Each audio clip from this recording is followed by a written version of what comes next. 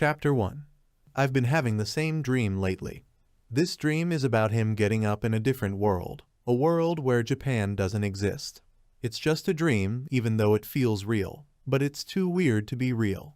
It feels like the possession of a great variety of different information. Books, TV, internet, and games. There is one game that really has a real passion for. The game Resistance No, better known as Resistance No. The main character is Alex, commander of the rebel army. It was meant to be a light story where the hero must defeat a demon lord who intends to conquer the world with the monster-making ability. However, the difficulty level was so high that it was considered a game for real masochists, and even in my dream, I had to play it many times to pass it. Alex screams, calling on his rebel army to do their sacred duty. This is where the prologue of the game begins. Alex calls for revenge for his homeland and promises the enemy to make him pay for everything in full. But he doesn't react in any way and only watches her calmly. A young girl named Alex, bold and sophisticated, but still strong enough to lead an army. She is the main character of this difficult and interesting game Resis Nova. This scene was repeated in my dreams countless times. Always the same thing, the same dialogue. The boss wondered what this was all about and if it wasn't just a pesky dream. And what if this Alex is the same Alex and Resis Nova? So he's the one who's seeing Alex right now. Alex exclaimed and called on the demon lord Minos to prepare for death. This lord's name was exactly the same as in the game. There it was the name of the last boss. Hearing this name made it hard to believe that it was true, but everything pointed out that he was Minos. It turns out that he became the last boss of the popular game. Alex charged with her heavy sword ability. Minos realized that he had seen this attack many times and it was always too slow. Minos advised Alex not to jump above her head. After all, she was still close to the demon lord. Minos thought it might not be too difficult to fend off such an attack when it was known in advance where it would come from. The soldiers picked up Alex and began to put her in order. They advised not to attack alone because this is a bad habit. The girl apologized but decided to continue. Minos thought it would be a lot easier for everyone if Alex just gave up after that. Although it is unlikely that even in complete despair she will give up because this is one of the properties of the protagonist Alex, and so it's all very troublesome. Minos thought that all he wanted to do was sit down and think about it all by himself, and he's not interested in the rebel army at all. Anyway, it all happened too suddenly, and my head is completely confused. Minos began to recall the details of his dream. He managed to remember that Alex was still level 5 at this point, and her weapons and equipment are also beginner level. And on the other hand, he is himself, and if everything is like in a dream, then the last boss of the game. Resistance Nova is a game for fans of difficulty, which is considered a living hell for gamers, where defeating it is considered an impossible event. After all, he is the one who is considered the strongest last boss in the history of RPG games. His name is Minos Noah, and his level is 100. For the current Alex, it's impossible to close the gap between them. After all, the result of this battle will lead to the complete defeat of the Poutson army, including Alex. Therefore, there is nothing to help. But Minos decided to try to simply banish them in any way possible and create voices of the night. Minos addressed all the warriors and stated that they had no chance of winning, so they must surrender or leave this place. The soldiers panicked and shouted that there were too many monsters around and they couldn't defeat them. Minos was glad, for this was exactly the reaction he had expected. Chapter 1-2. Alex stated that she wasn't going to give up. After all, if she didn't defeat Minos here and now, there would be no hope for this world anymore. Alex ordered the mages to form a formation and then fire to kill. The first level water squall and the first level lightning squall didn't affect Minos' condition in any way. The demon lord thought that the difference in their strength was so obvious, and it was strange why they didn't retreat. They also prepared various tactics, and all in order to kill him. Their eagerness seems painful. Minos decided that all this was supposed to make him angry, but it was really just very depressing. It turns out that they were preparing so hard for this moment just to protect their country. The Noah Empire, which is now under his control, was previously surrounded on all sides, and every day it was attacked. Even so, there were so many internal conflicts in the empire, and many innocent people lost their lives because of it. However, thanks to his ability to create monsters, Minos managed to unite the country and completely destroy the enemies, subjugating them to his will. And apparently, Alex's home country was one of the conquered countries, although he was only doing his best to protect the empire. However, while he tried to do everything possible to protect the country, the number of his enemies grew at an incredible rate. And now all this has led to a dastardly coup d'etat. Minos thought that he was pretty sure that he had seen it in his dream, and that it was something like this. The imperial ministers were in league with the rebel army, and it was the prime minister who had brought the enemies to his chambers, while the imperial soldiers simply let the rebels pass by their eyes. So what happened in the game must have happened in this world too. It was clear that quite a long time had passed since he was betrayed. In the game, the demon lord Minos has fallen into some kind of despair over humanity. He'd been betrayed and killed by the people he'd tried so hard to protect. The rebels continued their attempts to attack, and Alex ordered all their magic to be unleashed in order to win. Minos knew that their attacks were dealing a minuscule amount of damage, but it was mentally painful to watch. But even so, the chance of them winning was 0, and his victory has long been a foregone conclusion. Suddenly, Minos realized that this world and the game were completely identical. Then, in this battle, until the protagonist Alex kills him, they will continue to attack him, as long as he didn't fall at their hands after all. Therefore, the last boss of this game is simply doomed to die at the hands of these ridiculous rebels. Minos wondered if he would kill Alex here and now. Will he then be able to avoid death in the final? Chapter 1-3. Minos decided that killing Alex now wouldn't be too difficult, and if he does it now, then he will have the opportunity to move on and live in safety. Then he realized it wasn't going to help much. After all, unless something can change in the future. One hero will definitely appear, followed by a second, and then a third.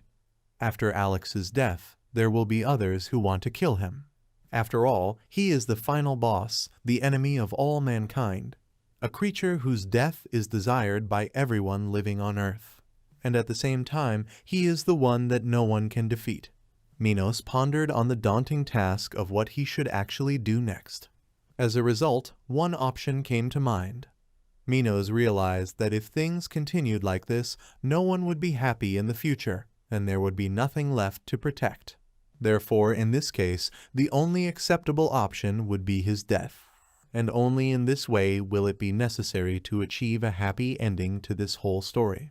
And there's something else we need to do.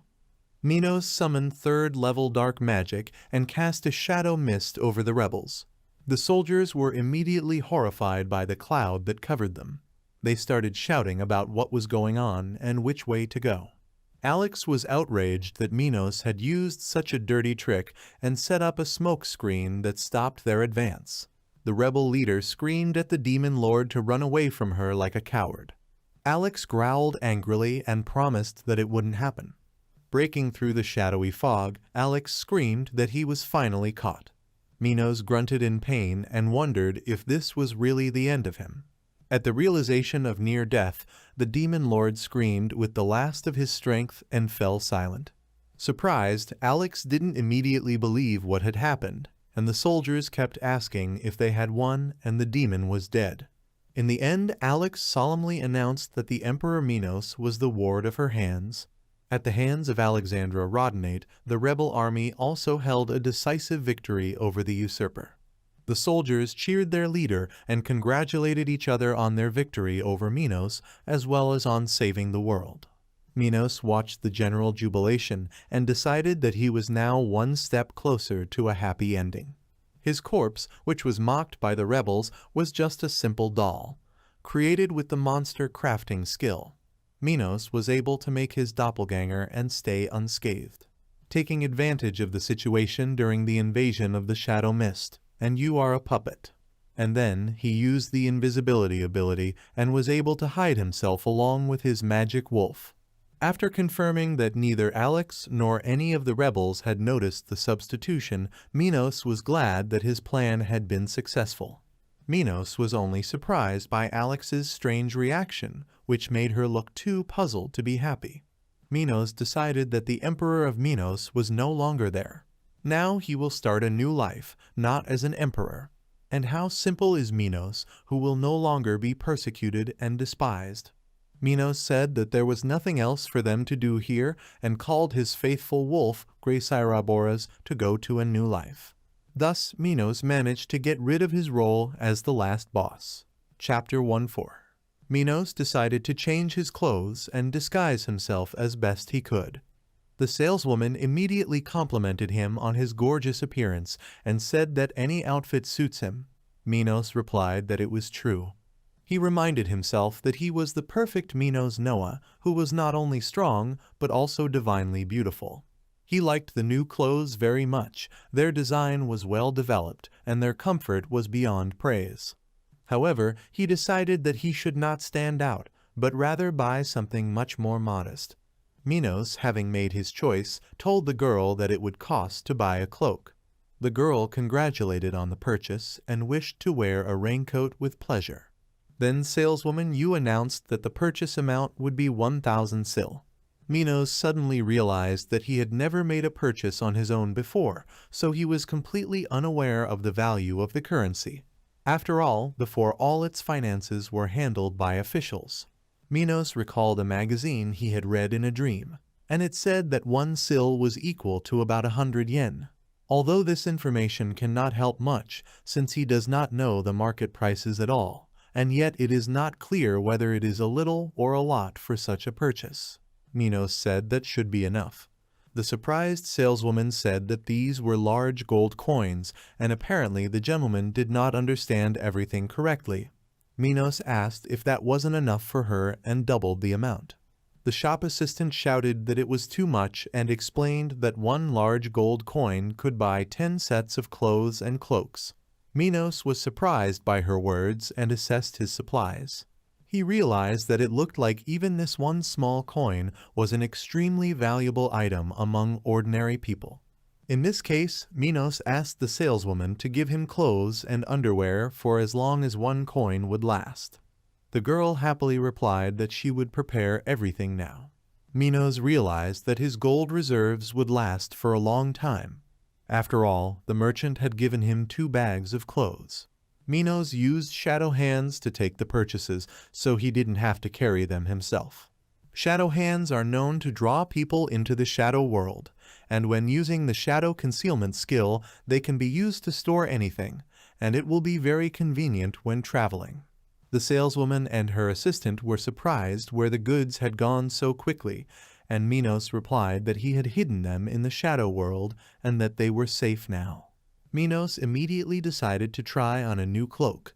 He thought that since this was his first purchase, he had to take a lot of things. Well, in the end, he is happy with the purchased items and needs to move on. Once on the street, Minos felt very strange because it was unusual to feel like a part of the people, especially since it was the capital of Gothel, an ordinary city next to his castle. Minos noticed that it was very crowded, just like the final game of Rezi's Noah. Minos looked in surprise at the people who were happy. Minos then saw 2 guys who were rejoicing over the death of the evil demon lord. Minos thought it was too disappointing to see someone so happy about his death. Then Minos remembered that he had stopped being the last boss to live freely, and therefore he should fully enjoy his second life, which was granted to him by fate. Minos noticed the food stall and felt a surge of hunger. He asked the shop owner to give him angel pancakes with strawberry filling, which looked incredibly delicious. The merchant replied that I would be happy to sell my goods to the master. Minos remembered that he had seen such pancakes in his dreams, had not tasted food from such places. After taking a few bites of the pancake, Minos told the merchant to call the chef immediately. The merchant was visibly startled and explained that he had prepared them himself. He asked if the master didn't like it. Minos replied that he had something to say and said that the pancakes tasted amazing. Minos shouted that he wanted to reward the merchant handsomely for his cooking skills.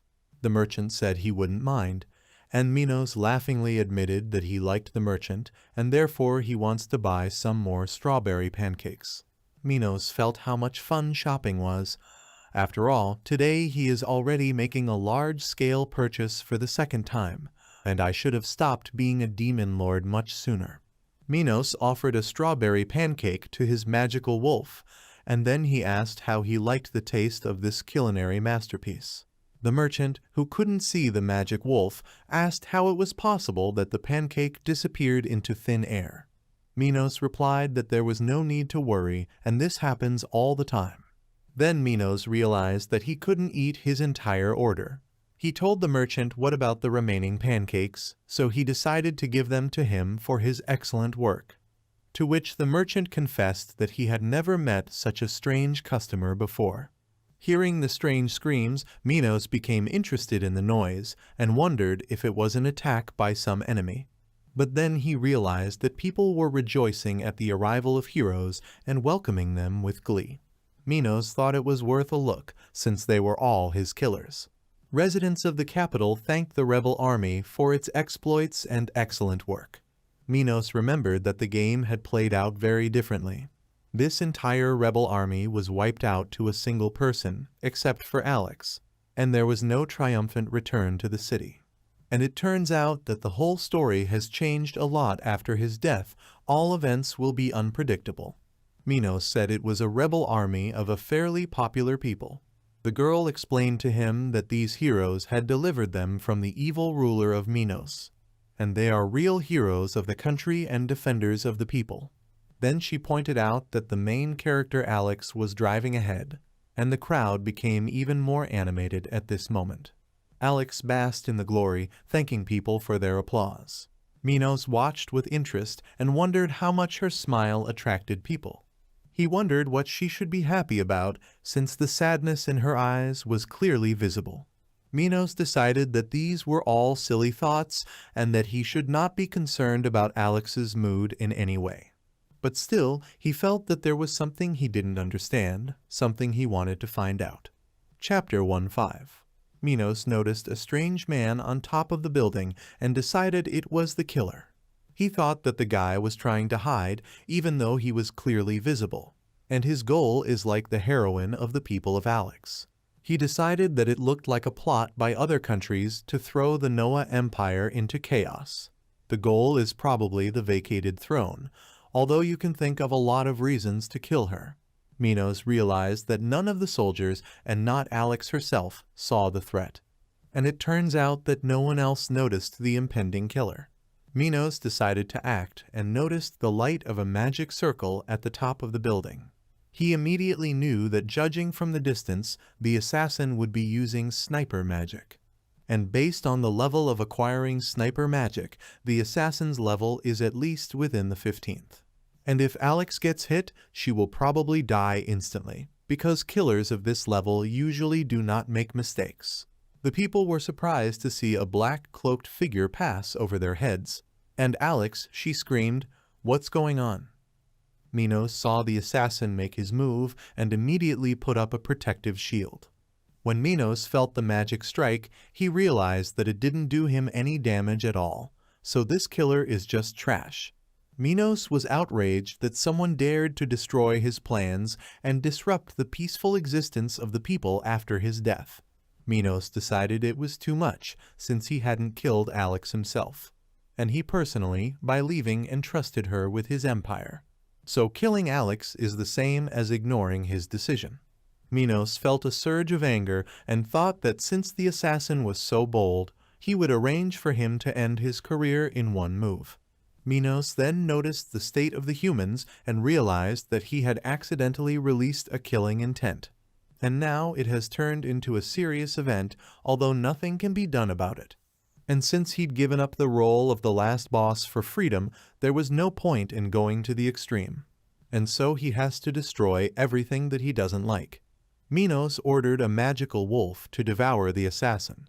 The magic wolf immediately reacted to the order and charged at the assassin with a loud growl. The killer did not immediately understand what was happening and only managed to scream loudly before his death.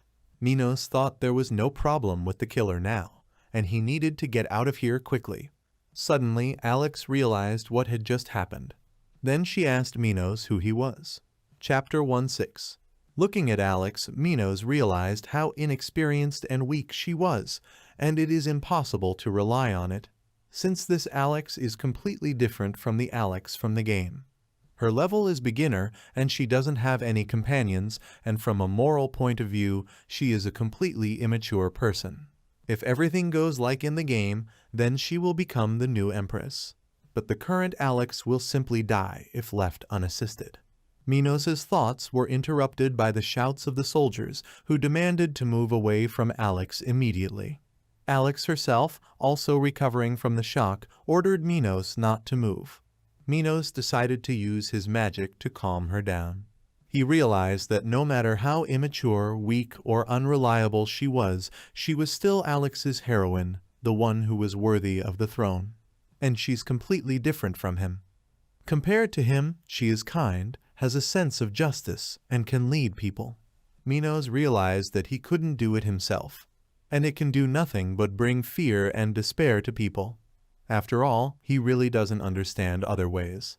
And the more he tries, the more misery he brings to the country.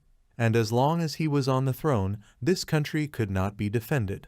So here and now, he must pass the baton of ruling the empire to this young girl. Alex asked Minos to wait and called out that she wanted to talk. Meanwhile, the soldiers were shouting, trying to stop the suspect from leaving. They began to surround Minos, hoping to catch him. Minos magically ordered the soldiers to show him respect. Minos then activated the teleport and wished everyone good luck. The soldiers of move away from the effects of magic began to resent where he could have disappeared to, having just been in front of them. Minos praised his magical wolf, Glacius Thomas, for his loyalty, to which the beasts only snapped back. Minos decided that Alex would be all right now. After all, when he passed by her, he placed a Shadow Knight in her shadow. The Shadow Knight is an rank monster, and it will be enough to always clear it. Soaring into the clouds, he said that he had no regrets left in the imperial capital now. After all, he is the one who was expelled from his homeland, but at the same time he feels a deep sense of relief, as if the heaviest burden has fallen. Minos thought that he even felt that deep down in his heart he was also free of all problems. Minos told the loyal monster that it was time for them to move forward. Isekai began to bark approvingly, fully agreeing with his master's words. Thus, the story of the heroine Alex will end, and his is just beginning. Minos realized that he had absolutely no idea what was going to happen next, and this world will be his game, and whatever happens he will do his best to live for his own pleasure. Therefore, we can assume that his new game has taken its start. Chapter 2:1. Minos praised his magical wolf for such a long journey, which they were able to overcome. As expected of an S-rank monster, Isekai was able to cover such a huge distance by constantly maintaining the invisibility skill.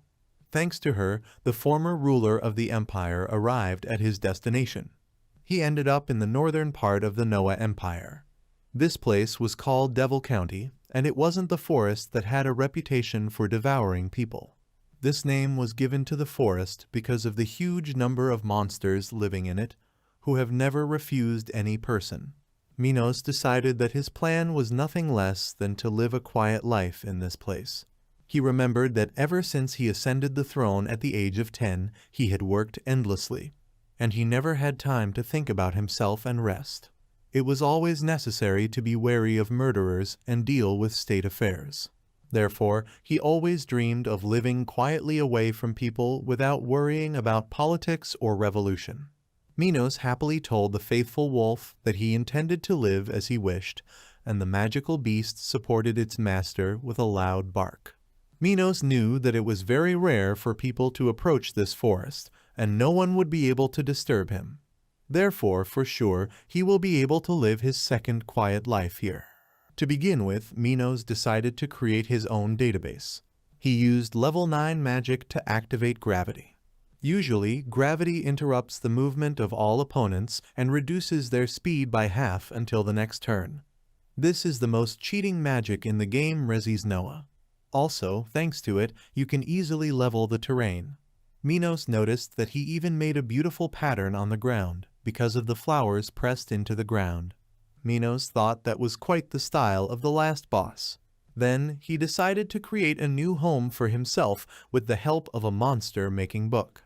Using this book, Minos can create any monster from it. And in this book of monsters, the names of those monsters that he destroyed, as well as those that he created, remain. With a snap of his fingers, Minos summoned the creation of mimicry. Mimic House is a house that devours lost people. This monster in the form of a house was rank C. Minos thought that he hadn't expected to see new furniture inside, although the place immediately seemed very small to him. He realized that all he wanted was not to limit himself to the bare necessities, but a truly carefree second life. Therefore, such a small house is not suitable for him.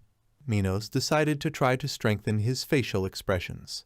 In fact, creating monsters consists of two important parts. It's a creation magic that creates monsters out of nothing, and a fusion magic that creates a new monster by fusing with another monster. And by combining two similar monsters, you can create a more powerful new monster. Minos made a merger of two mimic houses in order to expand his dwelling. Chapter 2.2. When Minos finished the merger, he saw his small house turn into the estate devouring people with rank B. Minos decided that this size would be enough to start his new life. Minos then created two ingredients, a tea trent and a sweet hat. Then he mixed the two ingredients and obtained a magic tea leaf and a sweet spore. And after that, he mixed them and got a fragrant, delicious tea. Relaxing in his chair, Minos said that he finally got the perfect peaceful life. A cozy time when there's nothing to do, and it's exactly what he's always dreamed of. This is what free life is all about. Minos praised himself for being a genius because it was not a problem for him to create such a carefree life. I continue to sit and do nothing. Minos spent many hours drinking tea. For a moment, he felt terribly bored, and he realized that this was somehow different from what he had imagined. He wondered if it was because he had been taken care of by servants since he was a child, and now that he's really free, he doesn't even know what to do, and sometimes there is some kind of anxiety. Minos thought maybe he should go see the 7 demon kings or have fun and kill the humans. But then he realized that none of this was appropriate, and he absolutely did not want to secretly meet with former subordinates. Besides, he is the strongest demon, and it will not be difficult for him to kill people, so it will also be boring. Minos was upset about his condition, and thought that this wasn't supposed to be the case. After all, he had always heard that a peaceful life would be very fun, and now he's starting to talk to himself more and more, and this loneliness gradually begins to depress. Minos said he couldn't go on like this. And since he's finally stopped being the last boss, you need to learn to live freely and have fun. And on the first day of his peaceful life, Minos decided to give up on this peaceful life. Chapter 2.3. Minos, using a different name, joined the Adventurers Guild. The girl happily greeted him at the Adventurers Guild in Su City and offered to start registering it. Minos decided that being an adventurer was more interesting than living a leisurely life alone. After all, then he will be able to visit places from the game, or, as an option, arrange a battle with dangerous and strong monsters. The girl asked if all the information that was indicated in the documents was correct. Minos asked if there was any problem with that, and then he explained that he had indicated it as it really is. The girl asked why he was so worried, but Minos replied that he was really a monster tamer and even brought a monster that he had recently tamed. The girl explained that he didn't have a very good profession as an adventurer. After all, monsters often slow down teams, and you can only use weak monsters so they have no combat power. And so the profession is absolutely useless for an adventurer. And this is exactly what is known information in adventurer circles. Minos tried to argue, saying that there were masters among the tamers too, and such was the daimonic Emperor Minos. But the girl only laughed in response and replied that he was an exception to the rule, and the demon emperor himself was more like a monster. She said that the main reason why monster tamers are so disliked. This is precisely because they look like the Emperor Minos, and everyone thinks it's a bad omen. The girl offered to register Minos, a monster tamer, for now, but in the future she advised changing the class to a mage or warrior. After all, a monster tamer has absolutely no future in the Adventurers Guild. Minos thanked him for his advice and thought how cruel people were talking about him.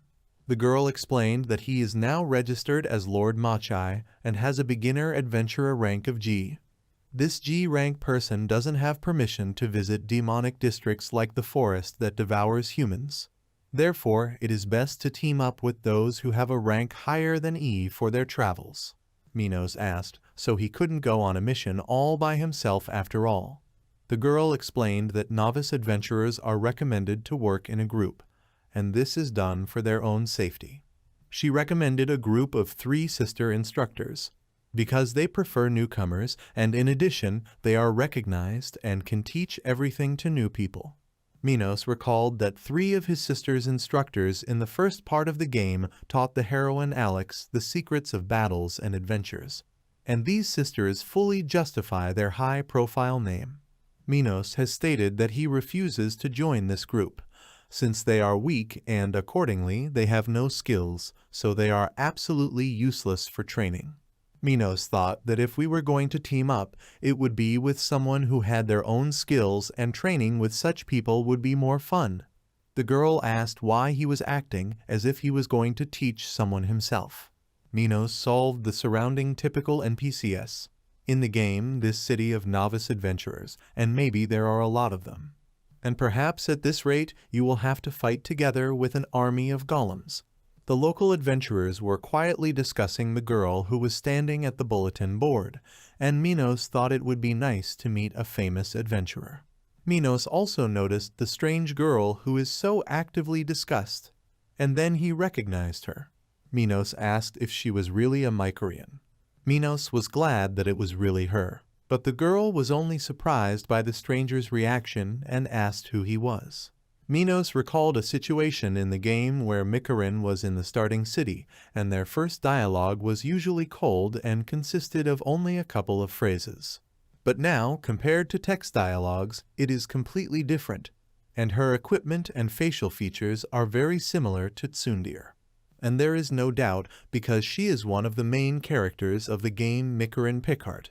Usually, her talent is revealed at the end of the game. Thanks to her versatile gear-changing skill, she can fight in any dynamic area, and so she is one of the 3 strongest characters in the game. And in fact, in the game, he always took her to his team. Chapter 2-4. Minos was very excited because he did not expect that the day would come when he would be able to meet Mycorian. He decided that this meeting here should be a sign. Minos exclaimed that now he would go on an adventure with her, and it was his choice. The girl was outraged by this reaction of the stranger and asked who Mycorian was. Minos tried to explain that it was her name, and even when she's angry, her character design is still cute. I demanded not to call her strange names and not to suggest any joint trips. Minos thought that she was probably playing for the audience, but in fact she didn't mind. And she deliberately portrays a cold character, but in fact she craves relationships with people. And all this is due to the fact that she was alone all the time. She's also been my mother's daughter all her life. The girl from the guild was also outraged by the management of Minos. She explained to him that it was actually Mrs. McCall, and she was a C-rank veteran. She is also a talented adventurer who has reached the 10th level. Don't treat her so rudely and irresponsibly. Minos thought that even for a starting city from the game, level 10 was too small an achievement. Nicole stated that Miss Anna's words were correct, and she still needed to get stronger, so she didn't have time to join a group with anyone else. And even more so, she has no desire to take care of unknown newcomers. Minos thought that the dialogue was too long, and it would be better to skip it. Minos asked the receptionist what she called Mikorin just now. Surprised, Miss Anna replied that her name was Miss Mikol. Mikol became indignant and demanded not to shut her mouth, but Minos said it must be some mistake in the girl's name. Miss Anna replied that there could be no mistakes because the guild registration card says everything exactly, and this girl goes by the name of Mikol Leonhardt, and there is no doubt about it. Minos said it was crazy because he knew her by the name of Mikorin Pickart. The girl immediately covered Minos' mouth and said that she had already changed her mind. She said that everyone would immediately team up with this guy and they would conduct a quest together. This turn of events surprised not only Miss Anna, but also all the adventurers present. It was his first day as an adventurer, and Minos, along with Mikorin, began working as an adventurer. Mikorin immediately tried to explain to my new partner that this whole trip didn't mean they were officially a team, and they are together while the newbie's internship lasts, and then she wants to be alone. Minos replied that he didn't see any problem with that and would try to teach her everything he knew. The girl snorted angrily at the thought of what such an idiot and even a novice could teach her. Minos asked them where they were going next, since they had already reached the man-eating forest. Suddenly, the girl turned around and threateningly asked who he really was and how he knew her real name. Minos said he wasn't sure if he should talk about it. Mikorin demanded to know why he couldn't tell her. Minos wondered if she would believe him if he told her about seeing her in the game in a dream. The girl demanded to tell all the information that he knows about her life, and I advised you to do it as soon as possible. Minos thought that she was a very capricious princess. But if that's what she asks, there's no point in hiding the information any further. Still, there's no benefit to it. Minos explained that he knew who she really was, and she is the only princess of the pixie land of Pickart. But now, because of the Dragon King Nidhogg, she is at odds with her mother and is on the run. Mikorin thought that if he knew all about her, it could only mean one thing. It was sent by her mother. Minos went on to say that she is 16 years old, her element is light, and her personal skill is a change of equipment. She herself is 54 centimeters tall and weighs 41 kilograms. Then Minos continued to surprise the girl and called her date of birth, then that she loves flowers and her mother. Her favorite food is a chocolate bun and ham pudding. And she absolutely doesn't like teaming up with anyone because someone will see her skill. All she reads about is making sure there are lots of flowers all over the world. The girl said it was all very strange. Minos asked him if he had made a mistake. Mikorin screamed that Minos wasn't wrong about anything, which is why everything is so strange. She asked how he could possibly know such details. After all, he correctly named even her weight and body proportions. Minos replied that all her details were written in the official guide. The girl was outraged. How was it possible that in some book there is complete information about her? After all, this simply cannot be, because this guy knows even secret information about which only she knows, and how could he know about the plan of the world-blooming garden? Mikorin said that in any case, she still has no plans to return home, and all attempts are futile, even if she is dragged there by force. Minos calmly replied that he wasn't going to take her anywhere at all, much less home. Minos thought that even if he went with her to the elven land of Pickart, it would be nothing more than tourism. Although he would still like to participate in the future event invasion of the Dragon King Nidhogg. Mikorin asked him what his purpose was to be with her then. Minos explained that he doesn't really have any special purpose and just wants to go on an adventure. And this is a kind of hobby for him after leaving his previous post. And first of all, he would like to receive beginner's lessons. Minos asked if he could rely on her for this. The girl replied that she was gradually becoming clear about who he really is, and therefore it is necessary to finish the internship as soon as possible. She decided that if she took on this case, she should take care of it properly. Minos praised her for her good mood and asked her to show all her strength. Mikorin asked why he was so important and told her what to do. Then she felt that her condition had somehow changed, but she couldn't figure out what the reason was. Minos asked if there would be battles and monsters soon. The girl replied that she wasn't going to fight anyone at all, and this time she has an order to collect medicinal herbs. Minos thought that this must be a really important assignment. After all, even he can't create a medicinal plant out of nothing. Although among the demon kings under his command, there seemed to be someone capable of it. The girl explained that even if she had a mission to kill, you still need to remember that the main thing is to avoid unnecessary battles. Minos asked in surprise if she wasn't going to attack the monsters one by one, as Alex's character always did. Mikarin replied that it was the stupidest mistake to act like this. After you reach the goal of the task, you can lose all your strength resources and spend extra time. Minos thought that Alex had been a fool all along and had acted incorrectly. Mikarin explained that the best way is to hunt one target every few days. Minos asked what to do with raising the level in this case. The girl was surprised and asked him what he meant by that. Minos explained that you usually level up after fighting monsters. But the girl replied that in fact everything is not so, and in general the level shows the skill of a person, and he increases himself during training and gaining experience. And how can you not know about this? And even if the level increased from killing monsters, then what would the support people do? Because they would never increase their level in this case. Minos tried to explain that experience is shared across all participants in a battle. Mikarin admitted that this is the first time they have heard about this and asked to tell them in more detail. Minos replied that he hoped she wouldn't get mad at him if he told her what he was saying. Minos thought it would be a good idea to talk to the game's developers about some of the nuances. He thought that if the level really increases from training, then it is unlikely that they give too much experience for them.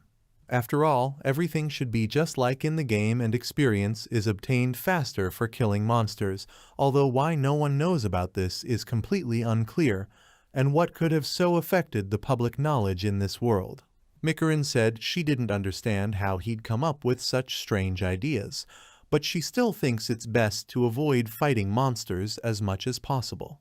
Mikarin asked what about the little monster, if there was anything he could do to help. Minos replied that you should not underestimate the monster, because its glace is amazing. Minos explained that his monster is very smart and even knows the command paw. Mikarin asked if he was bragging about his pet, and then she asked them to stop joking because they were about to come to the place where medicinal herbs grow. Minos asked what kind of grass he was going to pick in this place. The girl explained that this herb is called modier, and it is a medicinal plant with a white flower, and even in the demonic district forest, it only grows in places with good lighting. Minos wondered if he had seen a white flower in a well-lit place somewhere recently. Mikarin said that rather than hear it 100 times, it is better to see it once, and then there is a place where the right plant grows, and this place is called the man-eating forest. Mikarin suddenly became cautious and fell silent. Minos asked what was the matter, but she asked him to be quiet. Then the girl said that this simply cannot be. After all, there is a disgusting manor ahead, and it wasn't here yesterday. Minos immediately recognized his new home and also tried to show maximum surprise. Chapter 3:1. Minos thought that he hadn't expected his home to be discovered so quickly. He decided that maybe it was a mistake to build a house near the city in the forest that devours people. He remembered how he had destroyed an entire clearing of white medicinal flowers, which he considered an ordinary weed. Mikarin started sneezing and coughing, and Minos asked what was wrong with her. The girl replied that it was all the influence of the miasma that the manor was emitting. She asked him if he couldn't see for himself and advised him to take a good look. Minos immediately said that now he had seen everything for himself. Mikarin explained that even for a demonic county, such a large number is unrealistic, and it is quite clear that a powerful monster has settled here. Minos thought, of course he settled down, because it was he who decided to live here. He remembered releasing a huge amount of miasma himself while resting in the house, and the part that he usually held back in front of others was released because of his sense of enjoying being alone. Mikarin said that there was a high probability that the 7 demon kings were involved. Minos asked who they were and what it meant. The girl replied that if an unusual event occurs, it is impossible to think of anyone else but the subordinates of the demon Emperor Minos, who are called the Seven Demon Kings. Minos asked if it was possible that any of them could have ended up here. Mikorin replied that it was certainly possible. She said that each of them has incredible power and can single-handedly destroy an entire country, and as many say their supposed rank is higher than B. Minos corrected his partner, saying that each of them was actually SS ranked.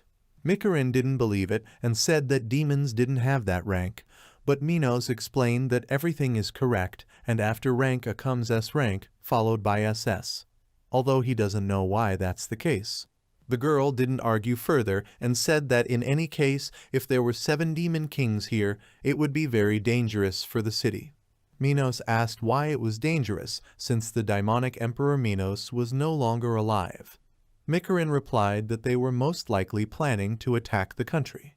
Then, after a moment's thought, Mikorin suggested that things could be much worse and they wouldn't stop at one country. And perhaps there will be a situation where all of humanity will be destroyed. Minos appreciated the girl's fantasy and did not comment on her false accusation against the 7 demon kings. After all, he couldn't just tell her that it was really his house. Mikorin said that we should report all this to the Adventurers Guild as soon as possible. She explained that because of this, the internship was suspended and asked me to follow her carefully. A sudden roar made the girl scream. She asked how that was possible, since it was Trent, and they shouldn't live in this area, so where did he come from? Minos only thought that he had created it to drink tea. Mikorin froze in fear, and I hurried to save her. He said Trent was on a rampage, and it was best to get away from him. Minos thought it was abnormal behavior for him to attack his creator, and Trent must have lost his mind. Minos guessed that it was probably because of the tea ingredient he had created with him. After all, it has spores that have a negative effect on the psyche, and the monsters that are poisoned by his spores get a strong disorder of consciousness, and people who will be nearby will be subjected to a brutal attack. Chapter 3-2. Minos said that since there was no other way out, he would finish off this raging monster. Mikorin screamed if he was going to fight because it was certain death. She hurried to convince her trainee that it was a bad idea to fight such a monster. This is Trent of rank, and this is not an opponent that a person can defeat in such an open fight. Minos replied that there was nothing to worry about and that it was just a small matter with him.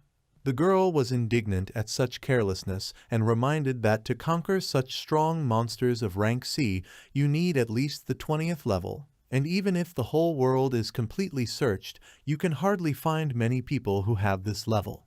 Minos pondered her words and remembered Miss Anna saying that Mikorin's level was 10th and she was a C-rank veteran. Minos realized that he had been wrong all along. After all, he thought that the level of people in this world was too low. But in reality, their level was even lower than he had expected. Although it is understandable why they are so weak and helpless. After all, people in this world practically do not hunt monsters and do not use this method to raise their level. Minos remembered that there wasn't a situation in the game where the demonic Emperor Minos was spreading monsters all over the world, and for humans, even random encounters with monsters were rare. This is the only reason why their level does not increase. And if you remember, the character Alex at the initial 5th level was belligerent. And after that, all the characters who joined were no more than level 10. Mikorin tried to explain to her partner that even if they were to fight Trent and a group of plants, they would never be able to win this battle at their lowest level. The girl said that she would try to stop them all with magic and Minos should run away from here. Minos replied that it was not necessary to do so. But Mikorin insisted and said that both of them couldn't escape at this rate. Therefore, it is necessary that at least one of them can definitely be saved. The girl asked not to worry about her because she is also not going to die at all. She explained that Trent was slow and clumsy, so she would definitely run away from him as soon as possible. Minos realized that she was deceiving him because it was impossible for her to do such a thing. She knows this very well, but she's being brave. Minos asked her why she wanted to do this for him, even if it was probably at the cost of her life. Mikorin replied that she had decided to team up with him and therefore had to protect her trainee. The girl screamed for Minos to get away quickly and created a wall of light. But to her surprise, the magic wall couldn't even withstand Trent's first blow. Mikorin realized that the difference in strength was really huge, so her magic wouldn't help at all. Minos hurried to the rescue and advised the girl not to rush to die in such a hurry. She only screamed in horror when she realized how close Trent was to her. Chapter 3:3. Minos thought that there were too many people like Alex in this world, who are too weak to handle a strong opponent. And there's nothing more dangerous than that, but a persistent character like Mikorin isn't so bad. She asked him how he'd managed to stop Trent with his hand. Then she yelled out why Minos hadn't run away like she'd told him to. Minos apologized for interfering with her plan and explained that there was no command for him to run away, because running away is equal to losing. Minos thought that this tree child was behaving too badly to attack its creator. After all, he is the final boss and can't lose to anyone, and so he had to finish Trent off with his own hands. Mikorin, not understanding what was happening, shouted at Minos to be careful. Minos applied the skill, breaking restrictions, and used the Eye of Stasis. Mikorin asked if Trent had stopped, and Minos explained that he had stopped the monster's time. Eye of Stasis, a skill that allows you to stop one enemy for 60 seconds. This is a snake monster skill called Sentry Snake. Minos used the monster creation skill and connected his body to many monsters. And in order to remain in human form, he restrains the forces of monsters with the help of the seal skill. But if you temporarily disable this seal, you can use the skills of monsters that are stored in his body. And if you completely cancel the seal, then Minos will go into the second phase. But this is not what you need to use against such an enemy. Minos decided it was time to finish. Once again, he removed the restriction and used the Scythe of Death. The Death Scythe is a skill of the Shining Yam family. When it penetrates the body, the Scythe of Death cuts down life, condemning the enemy to instant death. This skill, with an extremely low probability of being hit, but in a state of immobilization, is impossible to dodge. Therefore, his only attack will be a deadly move against Trent. The game will be over. Chapter 3:4. Mikorin asked in surprise what was the skill that killed Trent. And how did you even manage to kill a rank sea monster with a single hit? And then the girl screamed as a whole flock of angry white flowers rushed at her. Minos calmly said that Glacia would handle the rest. The small furry beast instantly rushed forward and immediately turned into a huge wolf. With the paw skill, Glacia took down the entire crowd of flowers. Minos patted the loyal beast and praised it for its excellent work in destroying the monsters. Mikorin just watched in surprise. Noticing her confusion, Minos asked if she was all right. Mikorin asked how it happened that the puppy turned into a huge beast. And why are they both so strong? Because it's very strange. Minos thought that he had probably overdone it and impressed the girl too much with his abilities, which wasn't exactly a good thing. Even though he tried to restrain himself as much as he could, Minos realized that he needed to explain everything to Mikorin somehow. Just as he asked her to calm down a bit and listen to him, a strange noise came from the forest.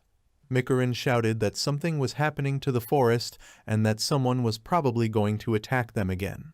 Mikorin couldn't stay on her feet and flew to the side, and Minos thought that this magic wave was huge.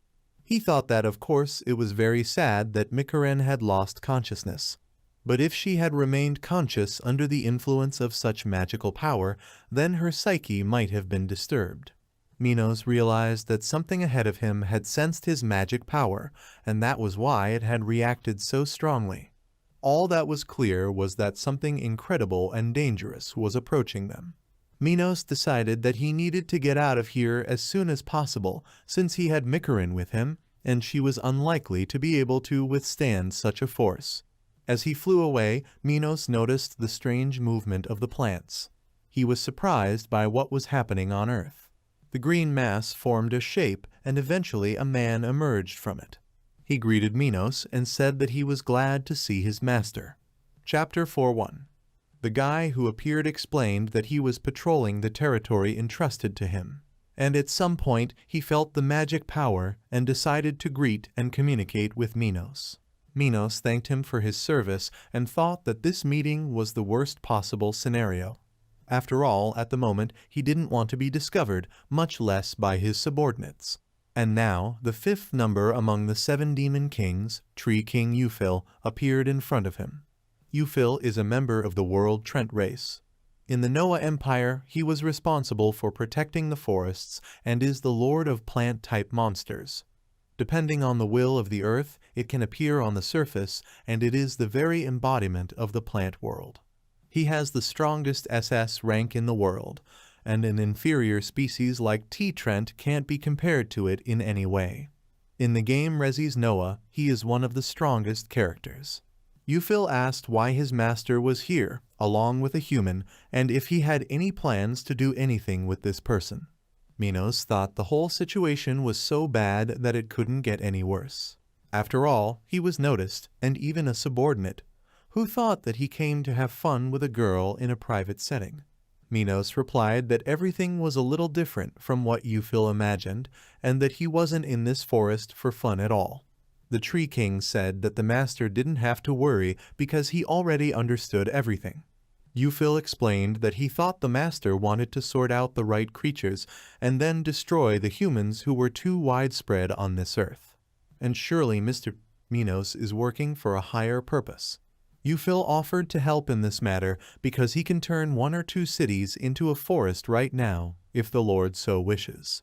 Minos was once again convinced that Yahello adored him too much and wanted to help in every possible way. Minos found the idea of a higher goal silly because he was no longer in the same role as before. Minos remembered that the 7 demon kings were created by him from scratch, using the monster crafting skill. And perhaps that is why, for them, the creator is a being similar to God. But it will be a problem if Yahello turns the nearest town into a forest because of this ridiculous situation.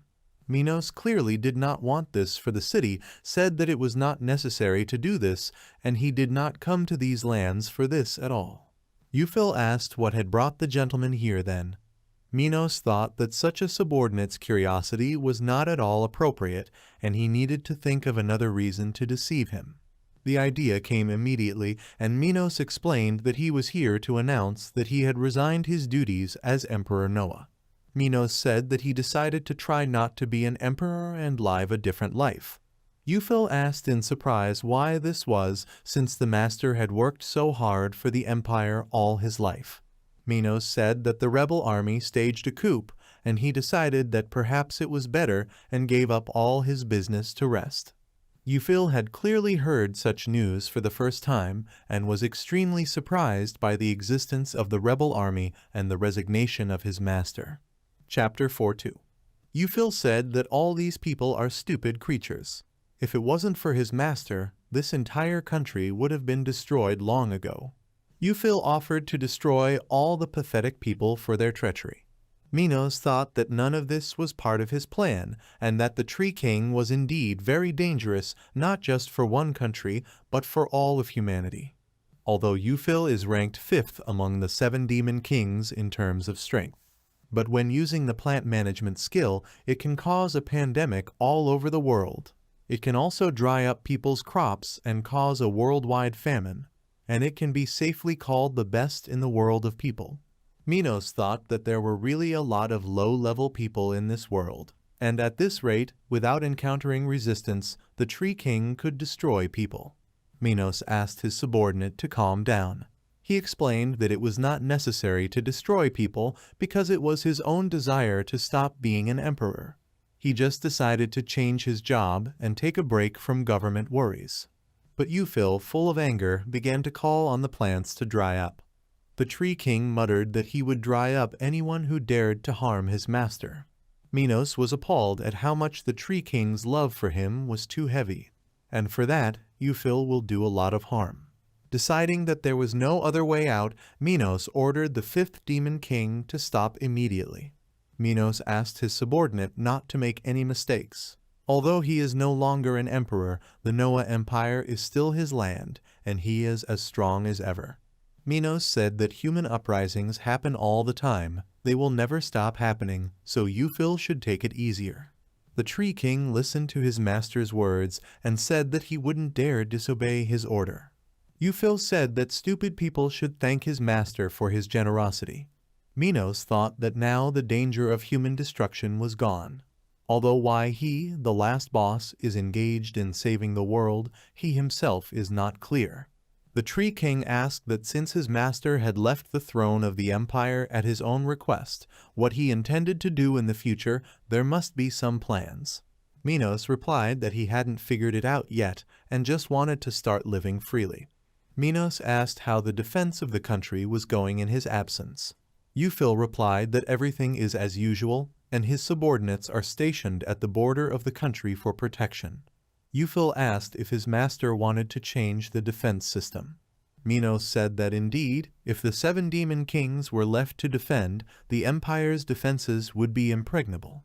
Even though he stepped down from his position, he still defended the empire for many years, and if it is suddenly destroyed by other countries, then all his suffering will be meaningless, and this should not be allowed in any case. But on the other hand, if the people decided that the new Empress Alex had 7 demon kings among her subordinates, then she could repeat their fate of being overthrown. Minos ordered the Tree King, along with the other demon kings, to avoid visible actions from now on and protect the Noah Empire in secret.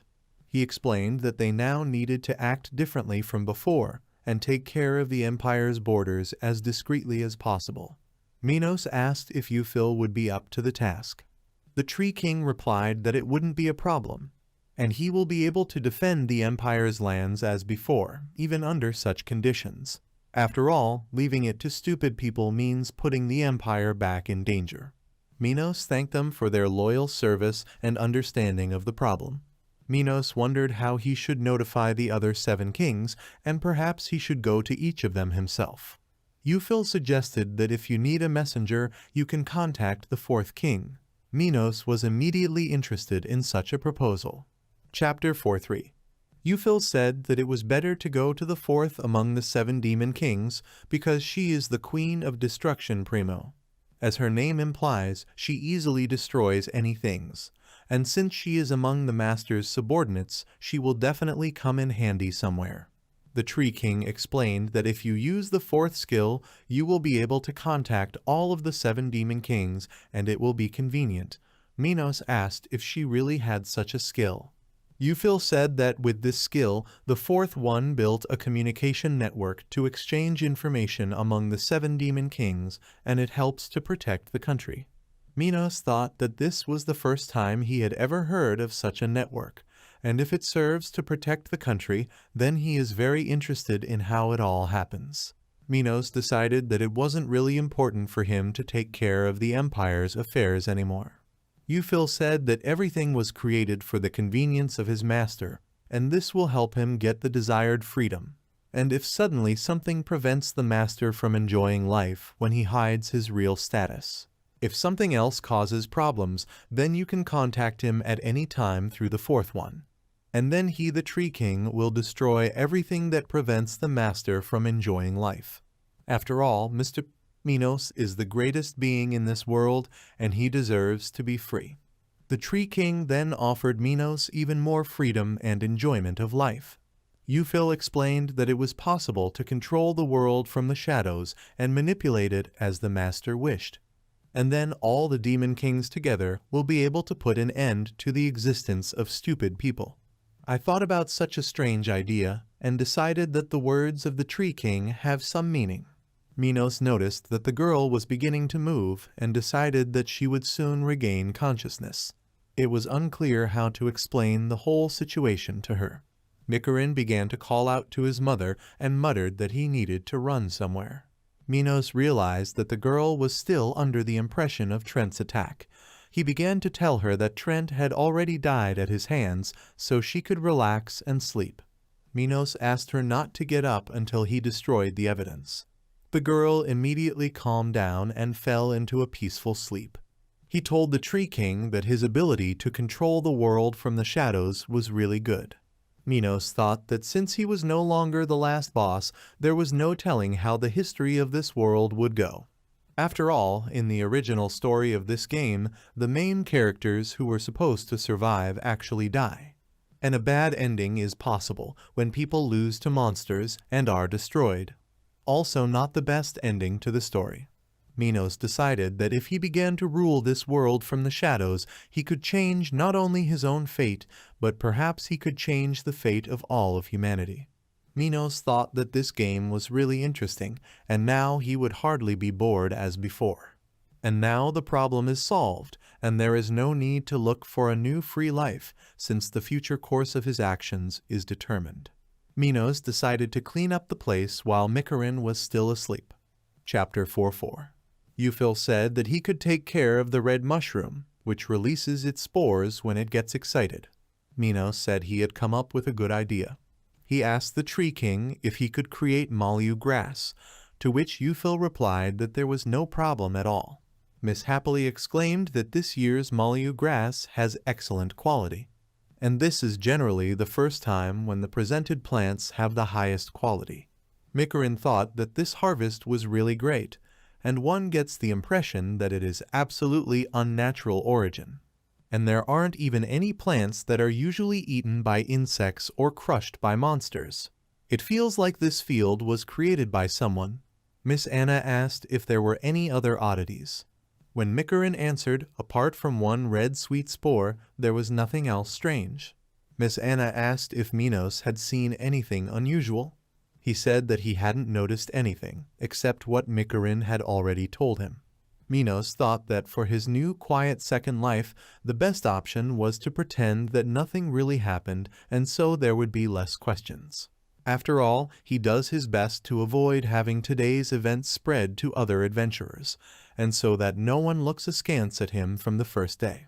That's why he had to hide his house and the remains of the tea trent with the shadow hunter skill hiding in the shadows, and all this incident he managed to expose as a hallucination from the effects of poisoning with red mushroom spores. And the manhwa grass, which was rendered useless by magic in that forest, had to be regrown using the Tree King's skill. In addition, Minos restored the earth to its original state and adjusted the amount of miasma in the air.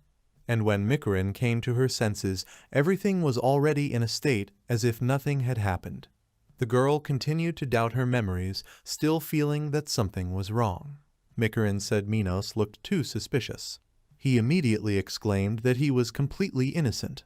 And if she has any evidence, then they need to be presented, because you can't just expose him as a suspect without any guilt. Mikarin said that she found it very strange that only she was affected by the spores of the sweet red mushroom, and Minos itself remained in perfect order. The girl admitted that she has a feeling that when she was in hallucinations, he himself continued to act, completely unharmed. Then she calmed down a bit and said that he was actually very cool at that moment. Mikarin suddenly screamed that it was all her hallucinations and that he was completely different. So don't overestimate yourself. Minos replied that whatever it was, he was pleased to hear good reviews about himself. But Mikarin demanded he stopped smiling and laughing and taunting her. Chapter 4:5. The adventurers excitedly reported that there are big problems and the Snake Kingdom, which is in the west, has launched an invasion of the Noah Empire. Miss Anna screamed, "How is it possible that the kingdom has started a war now?" Minos wasn't surprised at all, and Mikarin said that this is a huge problem, because their borders are very close, and therefore their troops will attack here as well. Mikarin began to wonder why Minos was so calm, and he, in turn, thought that an attack by another country was just a small matter. Since the defense of the Noah Empire was carried out by monsters that were subordinate to the demonic Emperor Noah, now it does not work. Then, with the death of the demonic emperor, everything changed, and the enemies, feeling that the defense became weaker, decided to take over the country. Mikarin asked what about the new emperor, and there must be an army of some sort. Miss Anna replied that she thought the new emperor had stayed too long in the imperial capital. And in addition, the preparation of a new security system will take a lot of time. Mikoran said that if things were so bad, this city would soon be overrun. Minos said that there was no need to worry so much and everything should be fine. For himself, of course, he knew that the borders were still protected by the 7 demon kings. And so it is absolutely impossible for a hostile kingdom to invade the Noah Empire. But Mikoran didn't know this and continued to accuse Minos of being stupid and not understanding what was happening. Minos understood the concern of all the people around him. He remembered that in the game, the rebel army under Alex's control was even very large, and after the revolution it took over the defense of the empire as a state army, and because we have built joint relations with other countries. Then in the original story, the new empire of Noah could not get into any war. Minos realized that all this was the effect of changing history, and now everything went differently. During his reign, he managed to maintain a balance with other countries through his power of the 7 demon kings. But now, with his death, there is no threat to other countries, and so it's only natural that one of the neighbors decided to seize the moment and take over the Noah Empire. Minos thought that if the attack came from all over the world, the Noah Empire might also be able to hold out, and his second life will be in danger. Minos decided that even living freely in this world wasn't such an easy task. Therefore, it is necessary to manage this world from the shadows right now. Indeed, the Tree King's words were prophetic. Yahello contacted Minos through a special network. The Tree King confessed. Then it was a complete surprise to him from his master. He gave up his throne. But compared to the face he saw earlier, the master looks much better now. Minos asked Miss Anna if she knew where the Snake Kingdom's army was now. The receptionist was surprised by this question and said that most likely they should have reached the local plains by now. Minos remembered that Sakanashi Valley was exactly the territory that was under the rule of the 4th demon Queen Primo. And if he had plans to go to her, then now he has the perfect excuse. Mikoran continued to get hysterical. She shouted that it was only a matter of time before the enemy troops reached this city, and so you need to help residents evacuate, and only then run yourself. But Minos only said that it was a good idea, but that he would go for a short walk by the Sakanashi Valley. Mikoran continued to shout, trying to stop him, but it was useless. Chapter 5:1 Sakanashi Plains. General Vahenzol led the border army of the Noah Empire and was the first to march against the enemy.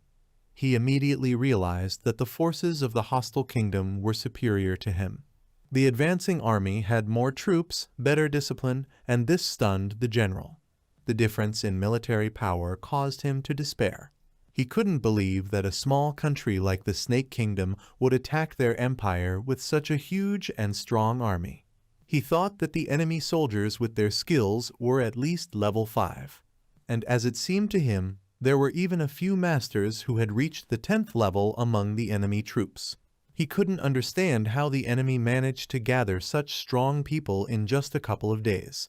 The general assumed that the rebel army had spies from a neighboring kingdom, and most likely the Snake Kingdom was preparing to attack even before their revolution.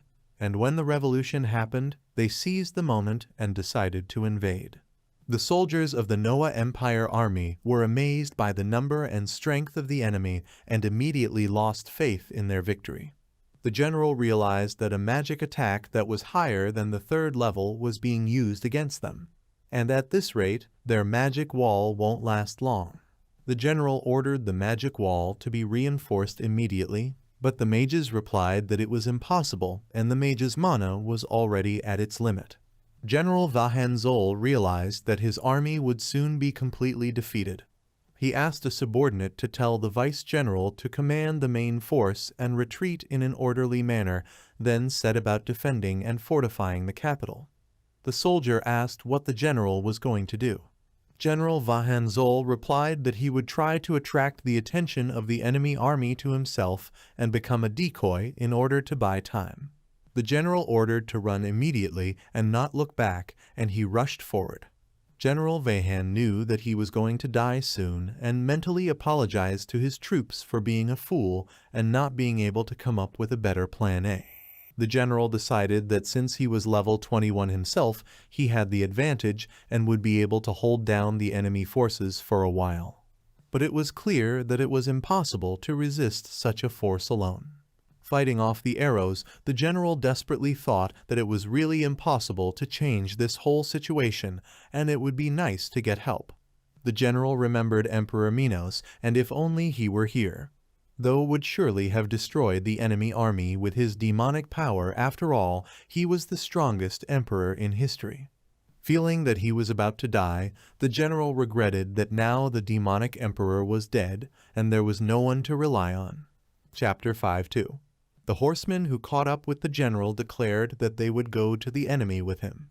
The general asked how they could disobey his order because he told everyone to retreat. The warriors replied that if there were more of them, they would be able to buy more time for the rest. And anyway, if the general is putting his life on the line for them, then they are willing to sacrifice themselves for him. Therefore, they can't let their general go forward alone. The general said that they were real fools, and they were too young to die with him, and it was his duty as a general to die for his men. The soldiers replied that they could not go back, and they had decided everything for themselves, so they wanted to stay with their general in his last hour. The general realized that he would not be able to change the minds of his soldiers. She said that since that was the case, they should follow him and face death together at the hands of the enemy. But they will also try to take as many invaders as possible with them. The general exclaimed that the border army of the great Noah Empire was coming to attack. The general realized that he couldn't rely on the dead demon Emperor Noah, and he has those whom he must protect even at the cost of his life. After all, this is his duty as an army commander. The general shouted that his name was Vahanzol, and if the warriors of the Snake Kingdom wanted to go further, they must first try to defeat him. Otherwise, he will destroy everyone himself. The general used the provocation skill and cast a battle cry on his warriors. The soldiers of the Snake Kingdom fell under the general's magic, but still decided to put up a decent resistance. General Vahan thought that this was the right thing to do, and now the enemy's attack was focused on him. The general hoped that his troops would be able to retreat without losses. Then they will regroup and help during the siege. After all, their presence during the defense of the capital would greatly strengthen the new Empress Alex's army. And even if there is no chance of winning, he has to buy enough time, even if it is 1 minute or even 1 second. After all, everything should not be in vain, and together with his brave soldiers, he will give his life for the sake of the great Noah Empire. Minos, watching everything that was happening, decided that his time had come. He used level 8 darkness magic and nullified the opponent's magic. General Vahan couldn't believe what he was seeing, and the commander of the kingdom's forces, Snake, ordered not to stop the attack. But he was told that the magic wasn't activated and they couldn't. General Vahan asked in surprise what was going on at all. But then he realized that he didn't recognize the figure of the person who suddenly appeared on the battlefield, and it's not at all clear which side he's on. Chapter 5-3. The enemy troops hesitated at the sight of the stranger. Minos immediately used the restriction removal skill and created a magic circle in the sky. General Vahan exclaimed that this was impossible and that it was something that should only exist in myths. Minos decided to put an end to surprise and applied earth magic of the 10th level. Then he unleashed the earth press on the Snake Kingdom's troops. The screams of dying soldiers could be heard, which gradually subsided. General Vahan realized that this force wasn't against him, and his soldiers started asking if he was okay. The general replied that he was safe and sound, although he thought that the end had already come. The soldiers began to ask what had happened and where the enemy army was. Because of the dust, nothing could be seen.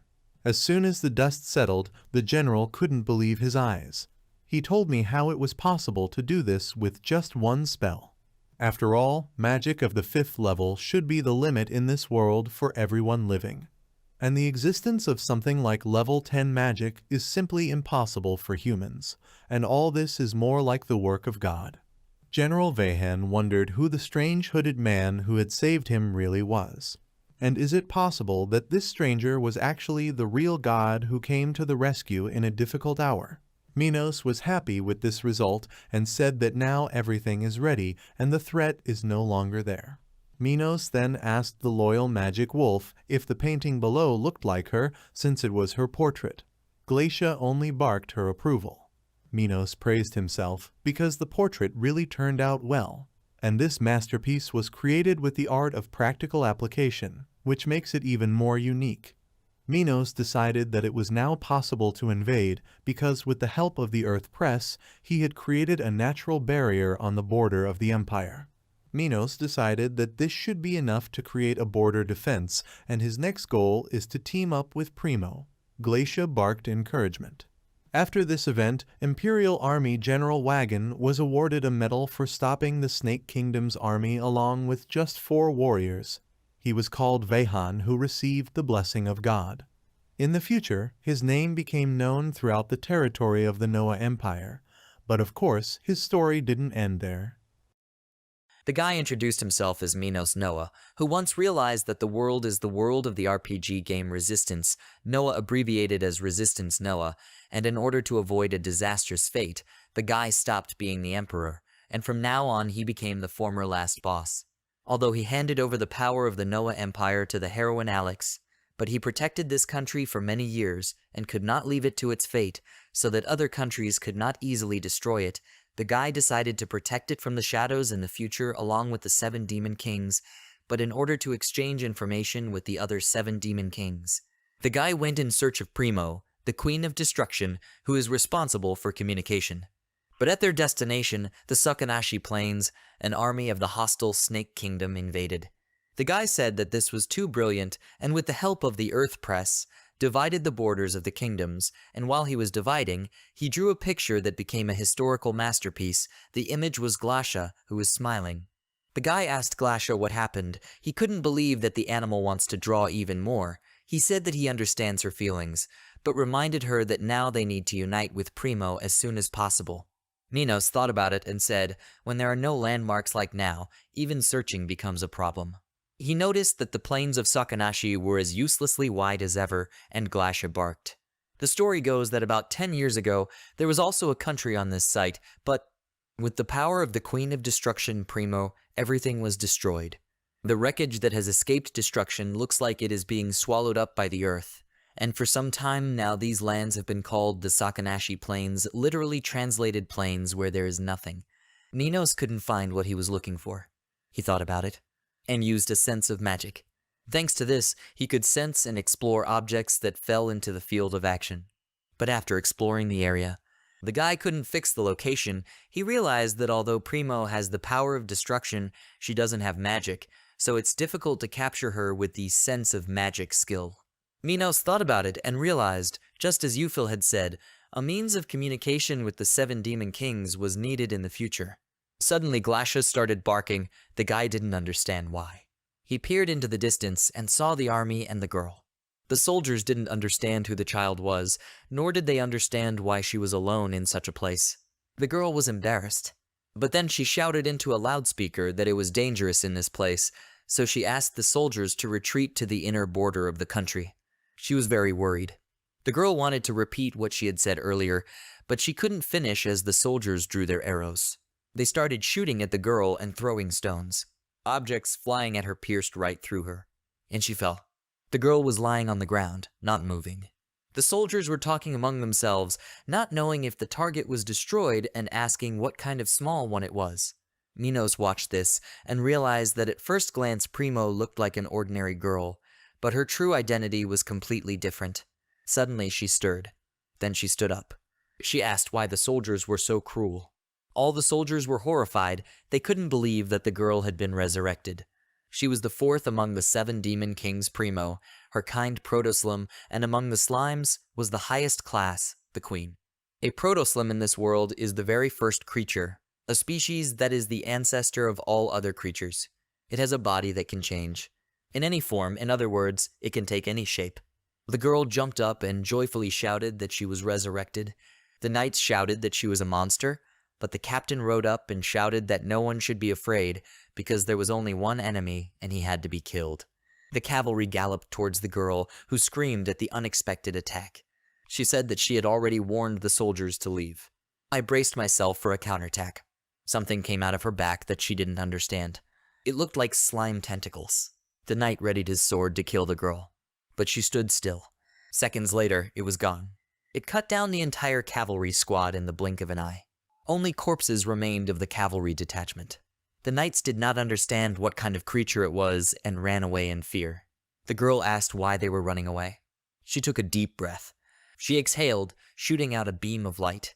This beam caught up with the soldiers and wiped them off the face of the earth.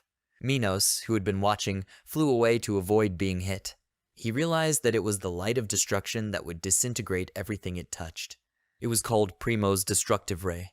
Minos thought with a smile on his face that this was as merciless as ever. He was even surprised, because if you don't show hostility, then among the 7 demon kings, Primo is the friendliest. The guy suggested that this is possible due to the fact that Primo was once from the weakest race, so the girl is very timid and does not like to fight. She was a monster who most likes peace and tranquility. That is why every creature that threatens her peace of mind will be destroyed. The little girl started to return to her normal state. For the sake of peace, she was willing to destroy everything. Therefore, she is the queen of destruction. A girl, with a joyful face, said that the cleaning is finished. Minos landed and told her that she had done a great job. Primo turned around, and I saw a guy. She recognized Hera and Glasha. She jumped into his arms. She was glad to see Manos, because they had not seen each other for a very long time. He could smell his master and was happy. Minos thought that the girl, as always, was behaving like a small child. The guy remembered how he called slime Primo, which meant first. The girl was the first monster created by the guy, and they have been companions for about 15 years. Primo said she thought a fairly large area had been destroyed. She asked if it was Minos. The guy said it was all right. Suddenly, the girl noticed something. She apologized for the little mess and said she would clean up right away. The girl called up the mini Primo army. Slimes came out from under her dress. They had to get out. Primo told her mini Primos that they were in front of the master, so she asked them to clean up properly. They began to clean up the remains of the corpses. Minos thought it was a nice-looking cleaning of corpses. It was a rather surreal sight for him, so Primo exhaled and said it looked better that way. She turned around and asked what the master wanted, because he himself comes very rarely. The guy at first did not understand what she was talking about, and then remembered why he came. Minos said that the fact was that he was no longer the emperor, so he decided to act together with the girl. Primo was surprised by this. She was shocked and tried to ask what Minos had just said, but she didn't have time because the guy answered in advance, repeating that he was no longer the emperor. Minos noticed that Primo had the same reaction as yahello. The little girl said that she couldn't believe it, and she asked what had happened, because she didn't think that the Lord would give up the throne so easily. Minos said that for him, continuing to be the emperor would be tiring. And just when he found the receiver, so he thought why not live freely, Primo understood the reason. She thought about it and said that we should act together, in other words. It meant that she would be able to take more care of her master, and she was very happy about it. She laughed and said she was very happy. Minos smiled. He added that he had left a message for yahello to pass on, so he asked if the girl had received it, since the boy had heard that she was a contact among the 7 demon kings. Primo fidgeted, repeating what Minos had said. Still, she said that she had turned off yahello, so she couldn't hear anything. Minos wasn't going to say that he didn't understand the girl, but he asked her not to bully the boy. Primo said that the master was wrong, because there is no bullying among the 7 demon kings. Then Minos asked the girl to turn on the sound, because he wanted to pass information to all the demon kings, including yahello. He said that he stopped being the emperor, and in the future, they will protect the country from the shadows. The guy asked Primo if he could ask her to pass this information. After all, there are several of them who can destroy humanity by mistake. The girl said that she can transmit it, so she called Mini Prima. But Slime started shouting that he was going to be eaten. He didn't want it, so he tried to get out of the girl's hands, but Primo said she wouldn't eat it today. Minos was surprised that the girl usually eats them. Primo asked Slime to connect with the other 7 demon kings and tell them that the master was no longer emperor, but that they would continue to protect the country in secret. Mini Primo accepted the order. Primo told Minos that it was all done. The guy asked if she had just contacted the demon kings. The girl said that this is true because all mini primos are connected to each other, so what was said by her mini primo, a mini primo located next to the other 7 demon kings, can be transmitted. Minos said it was very convenient, but Primo said someone had already answered. Mini Primo yelled out why 4 was ignoring his message. The girl realized that this was an answer from Yuful. He asked if she could hear him and asked her to answer. But the girl crushed this Mini Primo with her hands. And she said that the exchange of messages takes place in this way. Minos thought about it and said that it is convenient in different ways. Primo asked for the master Minos to say whether she would travel with him. The guy said she would. Then she asked if she could take care of the master. The guy was silent at first, and then said that he could. The girl thought about it. Then she laughed happily. Minos asks if that's all she wanted to talk about. Primo said that wasn't the case. Minos said that he was thinking about what to do with the protection in the territory where they are now. The girl replied that recently there have been quite persistent invasions from the kingdom of Smail, and since the Lord has created a gorge here, even if there isn't one, then everything will be fine for a while. At least that's what she thought. The guy thought about it and realized that this is really true. After all, he turned the border with other countries, including the Snake Kingdom, into impassable gorges, but as expected, the passages remained. The young man did not think that someone like Snake was such a serious opponent, but for the new Noah Empire, led by Alex, they are a threat. And there is also a chance that they will not be able to stop the invasion. If you do not correct the degree of complexity of this event, they will immediately be destroyed. It was all Minos' thoughts, he exhaled. And I realized that these main characters need help. So I told Primo that it was time to leave, and the defense of this territory could be stopped, and the girl obeyed. I asked them what they were going to do next. Minos and the girl flew up on Glash and said that they would arrange the end of the game for the insolent neighbors. Someone had a meeting. The man told his master that everything went better than expected. The man sitting across from him asked who would have thought that the revolutionary army would actually take down the daimonic Emperor Minos. He also added that this is a good miscalculation because they will get so much benefit from a small investment. Then a man sitting across from his emperor suggested making the Noah Empire theirs, and the emperor said he was going to do so. And he added that money is power. And if you have money, you can hire an army, you can collect taxes with the army, and with this money, you can raise the army again and take over another country.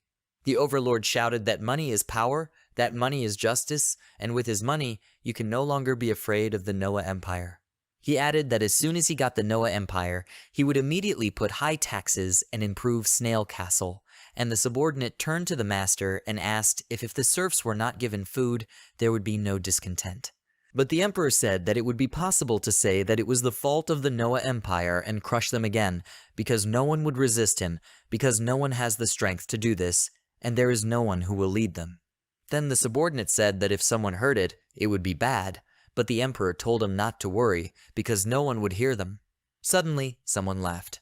The men started to look around, not understanding where the laughter came from. A man who suddenly appeared said that taking money from innocent people, filling their pockets, it's not a big deal if they just do it, but he said that he will not allow the Noah Empire to be made guilty. The emperor shouted, asking who he was. The guy floating in the air said that the ghost thief Minos had arrived. The men were surprised by the ghostly thief. They asked what it meant. They didn't understand how it floated in the air. The emperor asked why it came here. Minos then asked if it was not clear that the ghost thief's arrival had only one reason, and that he had come to collect the treasure. The guy said that he had heard that there was a lot of money in the castle. Snake Kingdom in Russie's Noah, he sponsored the Revolutionary Army, was a minor character, a pretended advocate of justice. But his true identity is a fraudster drowning in money. Minos thought that it wouldn't be a problem even if he just left him alone, but his personality of planning to use the Noah Empire out of greed was something that the guy really liked. After all, if this rascal is starting a war with the Noah Empire, then of course he is starting a war with him. Therefore, the guy shouted that in order for the fraudster not to cause any more harm, he would take all the treasure from the castle and also make them shed tears. But the emperor of the Snake Kingdom rang the bell. Minos didn't understand what he was doing. The emperor initially said that he did not understand who it was that came to him, but it turned out to be a masked thief. He could not believe that the thief was threatening him, and called it pathetic because high-level royal guards were deployed in the castle to counter emergencies. The guards were already running toward the bell. A moment later, there were a bunch of guards standing behind the Emperor. The Emperor ordered them to kill the thief. So the guardians prepared their magic staffs and magic for destruction. A huge number of magic balls were thrown at Minos, but he used level 8 darkness magic, nullification magic. And with that, he calmly repelled the guards' attack. The Emperor couldn't believe that the magic was gone. He didn't understand what the thief had done. Minos laughed and called it pathetic. He revealed the secret that magic doesn't work on a ghost thief, and the Emperor was surprised that ghost thieves were so incredible. He admitted that the thief has some strange skills, but that doesn't solve anything. The Emperor called for a look at the soldiers who were standing behind him. He told the boy that he couldn't deal with them alone. Minos asked him to listen. He asked if it was possible. He said that he came alone. The Emperor didn't understand what he was driving at. Slimes began to appear around the guards. The Emperor was asking what was happening to his castle, and a guard who came running from the street shouted to his master that everything was bad. He explained that the gate was invaded by a strange maidservant, the wall disappeared, and the treasury was destroyed. The Emperor was shocked and did not understand what was happening. Suddenly there was an explosion behind him. Everyone who was standing behind the man was injured. It was Primo, and she laughed, and said that the destruction of the gates and treasures was her doing. The girl turned to the ghost thief and said that the masked maidservant had arrived. The Emperor was once again afraid because someone strange had come out. Primo said that she took everything completely from the treasury, but she couldn't bring the big ones herself, so she ate them. The ghost thief said that everything was fine and her work was excellent. The girl liked the praise. The Emperor couldn't believe that they had taken everything in the treasury and put it all in a small bag, and he felt sick. He jumped to the girl, grabbing the bag. He demanded to return the money and asked why they take money only from him, because other countries are also engaged in theft and you can steal money from them. He also thought of the Noah Empire. He said that he had heard that someone had recently taken large gold coins from the treasury. In addition, he added that he heard it from spies from the Revolutionary Army. So this is confirmed information, and there is someone using state money, but it's definitely not him, because he is not a bad person. Ghost Thief noticed that this Emperor was very pushy and asked him to stop hurling insults at the Noah Empire. The guy also thought about large gold coins. And he remembered that when he was no longer Emperor, he had taken some small change from the castle for a trip, but they had told him that it was impossible to take it. And in fact, the small change that he took was not a small thing at all, but money of high value. The girl who gave out the money said that even for one large gold coin, you can buy clothes and robes for 10 pieces. The guy was then surprised by this. It was then that Minos realized that he was the one who had brought out the large gold coins. Primo was surprised and said that it couldn't be. The guy said that he just borrowed them and thought to return them later. The Emperor, holding onto the bag with tears in his eyes, began to tell the guy to return them. Minos asked if he really wanted him to return the money, and the Emperor said that of course he did, since it was all his own. Then the ghost thief said he would return it. The Emperor was glad of this. But then the thief made an amendment that will return this money to the previous owners. Primo began to unwind with the bag. The Emperor asked her to stop. But it was too late and the girl threw the bag. While flying, the bag began to tear. And when it flew up over the city, it broke completely and the coins flew in different directions. Money flew over the city. Residents of the city saw a hail of coins. They were surprised by this. Therefore, we were happy to catch and collect money. All the residents were happy. The ghost thief asked the Emperor if he was the one who said that money is power, and said that the Emperor was right to say that. After all, if there is no money, no one can hire an army. And without the army, it is impossible to collect taxes as well as start a war. And there is no king without the power that the populace feared. The Emperor watched as the bag broke and the money flew away. He couldn't believe that his money was lost. Meanwhile, his castle began to collapse. This evening, the attitude to power in this country has turned upside down. Thus, the greed of the Snake Kingdom led them to the end of the game. The guys were flying. They were laughing. Primo said it was interesting to be a ghost thief. Minos said it was supposed to be interesting, and the girl suggested doing it again. The girl asked what a ghost thief was, and the guy laughed. And he admitted that in fact he doesn't quite understand because he saw it in a dream in the film. Minos said that if it's cool, then it's fine, and even if it's not good to do something, it won't be disgusting. It was his policy. Primo thought about it and said that if the master is having fun, then she will have fun. But after performing this action, she admitted that she remembered the past. The guy didn't understand what she was talking about, so the girl explained that she was talking about the time when the master was a child, and yahello and full name. And also Ari, when they played Justice supporters together. The guys ran around and had fun. Minos considered. And I started to remember something similar. He realized that it wasn't much earlier than when he became emperor, around the age of 9. The guy remembered how everyone was rushing around the city. Secretly from the shadows helped people. They came up with names of operations and other nonsense. They played as supporters of justice. The guy was happy. He said that he remembers there was a time when he wanted to become a supporter of justice. But then he realized that there is no one who is not more suited to justice than he is. He recalls that as a child, he liked words like justice, kindness, and hope. Like he read a lot of books. After all, I wanted to become a kind person like the hero of the story. I wanted to become a good emperor, so I thought I would become one. But everything turned dark. Someone was killed. The guy was sitting over the girl's body, and people with guns were standing around. The guy was very hurt that the girl died. He was very angry. But now, he said that everything had changed. Suddenly, the girl woke up. She said nothing had changed. The master is still kind. Minos said that wasn't the case. The girl noticed that it was already dawn, but the guy said that it was not yet dawn. He thought that because he had been with Primo for so long, it was getting strange. Minos said that first they need to go back and ask the girl to get ready, because from tomorrow she will have a lot of work. The girl said that she understood everything and promised that she would try. Dawn broke over the Noah Empire.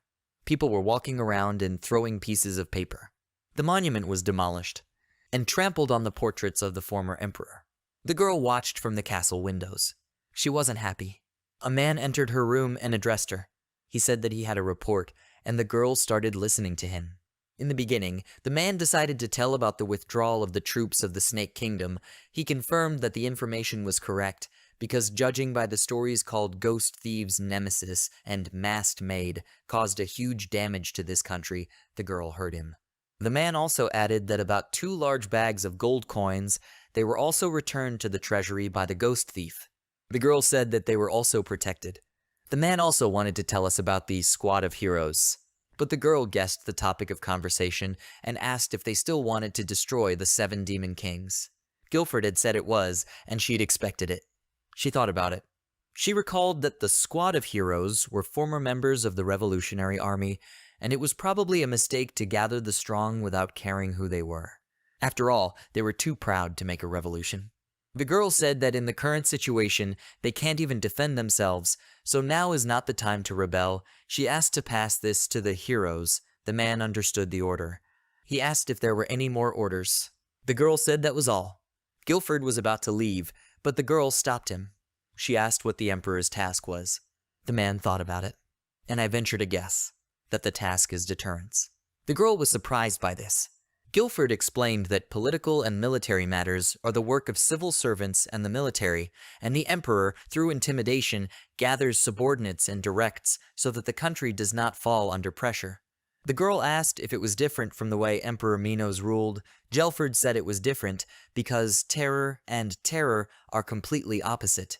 Terror keeps people at a distance and causes disgust, and intimidation is love and attracts people. In addition, the man added that the emperor is wise because he should be like this. The girl said that she understood everything. Guilford asked the girl if there was something that was bothering her, but the girl said that she did not ask in that sense. She apologized for the delay and said that the man could go. The door closed. The girl was left alone and thought about the fearsome emperor. She put her hand over her heart, and I remembered how she had led the people. She didn't know if she could be like that because she had revolutionized her ideals. The new Noah Empire fell into chaos immediately after the revolution. The border of the country protected by magic power was destroyed despite the fact that the invasions were stopped. It looked as if the empire did not have enough people and resources because they could not do anything at all. Moreover, this is not only an invasion of the border. There were also several assassination attempts on the empress. She was afraid. Fears surrounded her, but unexpectedly. Every time, someone helped her. Someone unknown. She wondered what would have happened to Noah's new empire if someone hadn't helped. She was trembling. She was afraid. But she knew that she had to become a fearsome empress. Still, she was under daily attacks. but she didn't know who ordered it or who could be trusted. She understood that even the townspeople who expected a lot from her. Maybe someday they'll point a gun at her and kill her. The girl drooped. She knew that was why she couldn't think about what. Perhaps Minos was a great emperor. After all, he ruled the country with fear and dealt with his enemies, but she thought that it didn't matter what methods Minos used to protect the country. He wasn't afraid of anything. She realized that when she'd been in his shoes, she'd realized one thing for the first time, that the imperial throne was a very lonely place. The girl held on to herself. And I thought, she remembered being told to try harder. The girl remembered the man who helped her. But she couldn't understand what he was trying to say, and thought that his words meant for the main character were suitable for someone like her. Still, the girl felt that these words gave her courage. She wondered who that person was after all, for saving her. The girl remembered who had helped. And Minos. It dawned on her. She knew she couldn't remember the faces anymore, but she had a feeling they were similar. Then she cried, and the young man helped her. He was strong and kind, and a hero to the girl. The guy was always smiling. The girl thought about it. I realized that I had tried to be like Minos, but I was still as weak as ever. She wondered if the young man would scold her if he saw her now. She closed her eyes. She remembered how the lifeguard had told her to try harder. It dawned on her again. She decided, if there really is a savior, it was Minos. She definitely wants to meet him again. Minos had dreams. However, he was being woken up. He opened his eyes. I saw Primo shouting that it was morning, and it was time to get up. The guy paused. Then he remembered that he had brought Primo home. The girl woke him up and asked him to get up, saying that he would be late for an adventure. Minos also recalled that after defeating the Snake Kingdom, he went to the capital city of Goful to recover the large gold coins, and when he returned, it was already night. So the guy said that he still wanted to sleep and covered himself with a blanket, but the girl did not stop pestering him. Minos said that if it didn't work, then there was no other option but to use the Ray of Destruction. He grabbed the girl by the head, and she said that it was not necessary to do this. The boy released her. The girl was glad that the master finally got up and wished him a good morning. The young man understood. Just a little more and the second dream would turn into an eternal one. Primo ran out of the room and said that breakfast was ready, so as soon as the guy changed, he should go down to the dining room. Minos said that he heard her. He knew he still had the urge to take a nap, but the morning breeze was too beautiful. Then the guy went to the window and opened it. Looking out the window, he realized that it was indeed a beautiful morning. The young man also noticed that the flowers that Euphil sent as a gift were growing rapidly, and domestic monsters quietly run around. Minos' current home was in a land that was in the man-eating forest. The land was still unexplored, and the previous home was too close to the city, so it was quickly found. The young man remembered how his house was found. So he moved him to dangerous lands where people would definitely not go, and since it was too far to go to the city, he began to drive to work. At least now she could spread her wings without being seen by humans, Minos thought. He was convinced again that his house is the best. Finally, he was fully awake. He decided to go to the dining room, because Primo had said breakfast was ready. As he dressed and went to the dining room, he thought about it. Does Primo even know how to cook? Euphil suddenly appeared and wished his master a good morning. It glittered, so Minos writhed and tried to shield himself from the too bright light. Euphil said that breakfast was ready, and since he took care of the food, the guy doesn't have to worry, because he will present him with a perfect and balanced meal. Minos said that this is good, but noticed that Euphil is tense since the morning. Well, he realized that this is precisely because it is morning, because Euphil is like a plant, with the sunrise and sunset changes its mood. Meanwhile, the guys had already come to the dining room. Euphil asked to sit down. The guy did it. Euphil said that this is the perfect breakfast made by his own hands. So I asked him to enjoy it, and there was a full set of raw demon vegetables on the plate. Minos turned to Euphil. He asked if he thought he was a herbivore. Euphil wanted to say that he didn't think so. But Minos didn't let him finish and said that besides, he doesn't like vegetables, and Euphil was surprised by this and said that this is not possible. After all, vegetables are the best solution. If you eat vegetables, you will not get sick, and this is not all. They affect beauty, memory, mental health, and many other different areas. If you eat vegetables, your health will be excellent. With vegetables, he can do anything, because vegetables are the basis of health. And in other words, life, Minos said something didn't understand him. So Yufil asked him to stop tossing and turning, and the young man succumbed and decided that first he would try a piece. The guy knew that even though the vegetables looked disgusting, there was no doubt that they were fresh. He thought they might be delicious. He picked up a carrot and took a bite. And I felt something. At the time of the bite, an incomprehensible taste spreads across the mouth, and the smell of earth gives up in the nose. Yufil asked if Minos liked it, but Minos said it tasted like normal ingredients. Yufil couldn't believe that he didn't like it. He said if it tasted too bland, he could add his own juice. Minos called it disgusting and asked me not to do it. Suddenly, the girl screamed. She said that the master says he doesn't want to, but Yufil tries to feed the juice anyway. She also said that as the person responsible for the food he failed, Yufil asked what she said and why she was bothering him, while Minos was thinking that Primo was his savior. The girl asked the master not to worry because she had prepared a more delicious dish than Yufil. The guy asked if she was confident in herself. The girl said that her dish was the best. A large raw slime was placed in front of Minos. The boy turned pale. He wanted to ask if it was slime, but the girl interrupted and said in advance that it was so, and also added that it was fresh and therefore very tasty. Minos wasn't sure if he would be alright if he tasted this dish. He knew it might be delicious for Primo, a member of the slime species, but he hoped it wasn't. Primo looked at him with a happy face. He took the first bite and put it in my mouth. Starting to chew, a uniform taste spread across my mouth. The guy felt it as if sour and bitter slime were dancing together, holding hands, and then water, river, or swamp. He did not understand what kind of feeling. It seemed to him that something was wrong with his head. The girl asked if her dish tasted better than Yufil's raw vegetables. Yufil said that she just served slime and also asked about his dish. They began to argue among themselves about which dish tasted better. But Minos, disappointed, but with a smile on his face, said that they were both fired. The boys couldn't believe it had happened. Yufil asked what use he was if he couldn't take care of his master's food, and Primo asked how she could be on the same level as Yufil. The guy didn't think they would be so upset.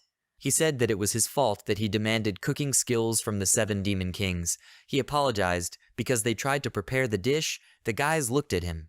Minos said that he should have done it from the very beginning. The guys didn't know what he was talking about.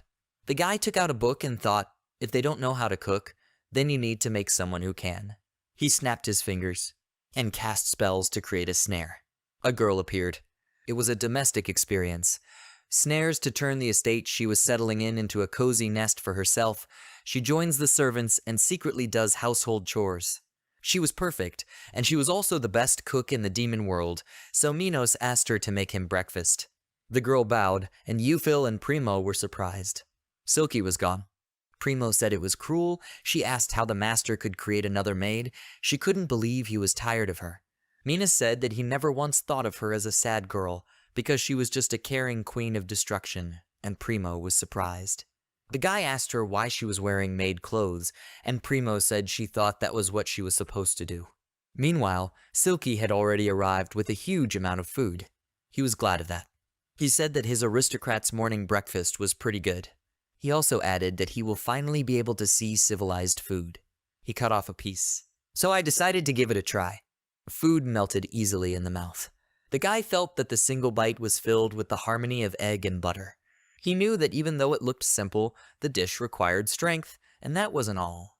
He thought that this was the breakfast of his dreams, because each individual dish gives a different taste. He felt the perfect combination. Minos praised the girl and said that from today on, she will be responsible for cooking food. Silk turned to Yufil and Primo. Then she laughed. The boys were uneasy. They shouted at her not to think she had won. Primo said that her dish is definitely delicious, but it's a pity that she is only the second. Yufil asked her not to talk nonsense, because what she did is not even food, so he is the second, and she is at the end. The boys started arguing about the food. Minos just stared at them and enjoyed his meal. The slime and vegetables were defeated, but they continued to argue. The guy was glad. Everyone was doing their own thing. Yufil looked at him with disdain. He excused himself and asked the master if he would be allowed to go patrolling the forest. Minos asked what had happened. Yufil said that there were anomalies coming from the spirit kingdom's direction, and he heard the screams of the forest. Also, some snakes behave very strangely. He felt very uneasy. Minos was very surprised. He said it was all because of Dragon King Nidhogg. Yufil was surprised. Minos explained that the king broke the seal and wanted to destroy the world tree by invading the Elven Kingdom. His goal, revenge on humanity, or become a god by absorbing the power of the world tree. The guy called it idiocy. Yufil said that he understood everything. He was glad that they had already found the reason, which is what he expected from his master, even in such detail. Meanwhile, Minos had finished his tea. He asked if Yufil thought he was just having fun lately. Yufil was surprised. He happily said that this was what he expected, because all the actions of the master have a deep meaning. Primo also said that it was great, because she herself thought that the guy was just having fun, but Minos looked away and thought that he was really just having fun, and decided that it was better to talk about it, don't talk. Yufil said that the king's goal was to destroy the world tree, which was a disgrace, and Minos said that if the tree was destroyed, they would also be finished. In the heart of the Elven Kingdom, the tree of life grows, and if the tree of life withers, the world will be destroyed. The world tree for the planet is the lungs and heart, spreading its roots in the core like blood vessels. It causes magical elements to circulate. Magic particles are the source of both magic and life. All living beings were born from a magic particle. They live, and when they die, they leave the body and return to the world tree. If this balance is disturbed, then all life in this world will perish. This end is known to all players. Minos thought about Nidhogg's attack on the Elven Kingdom, because it was supposed to happen in Resi's Noah at the very end, so even that was affected by his death, and it's hard to imagine anything happening right now. He said it would be bad if something happened, and just in case, he asked them to keep an eye on Nidhogg's movement. The guys accepted the order, and said if he started moving towards the tree, they would report immediately.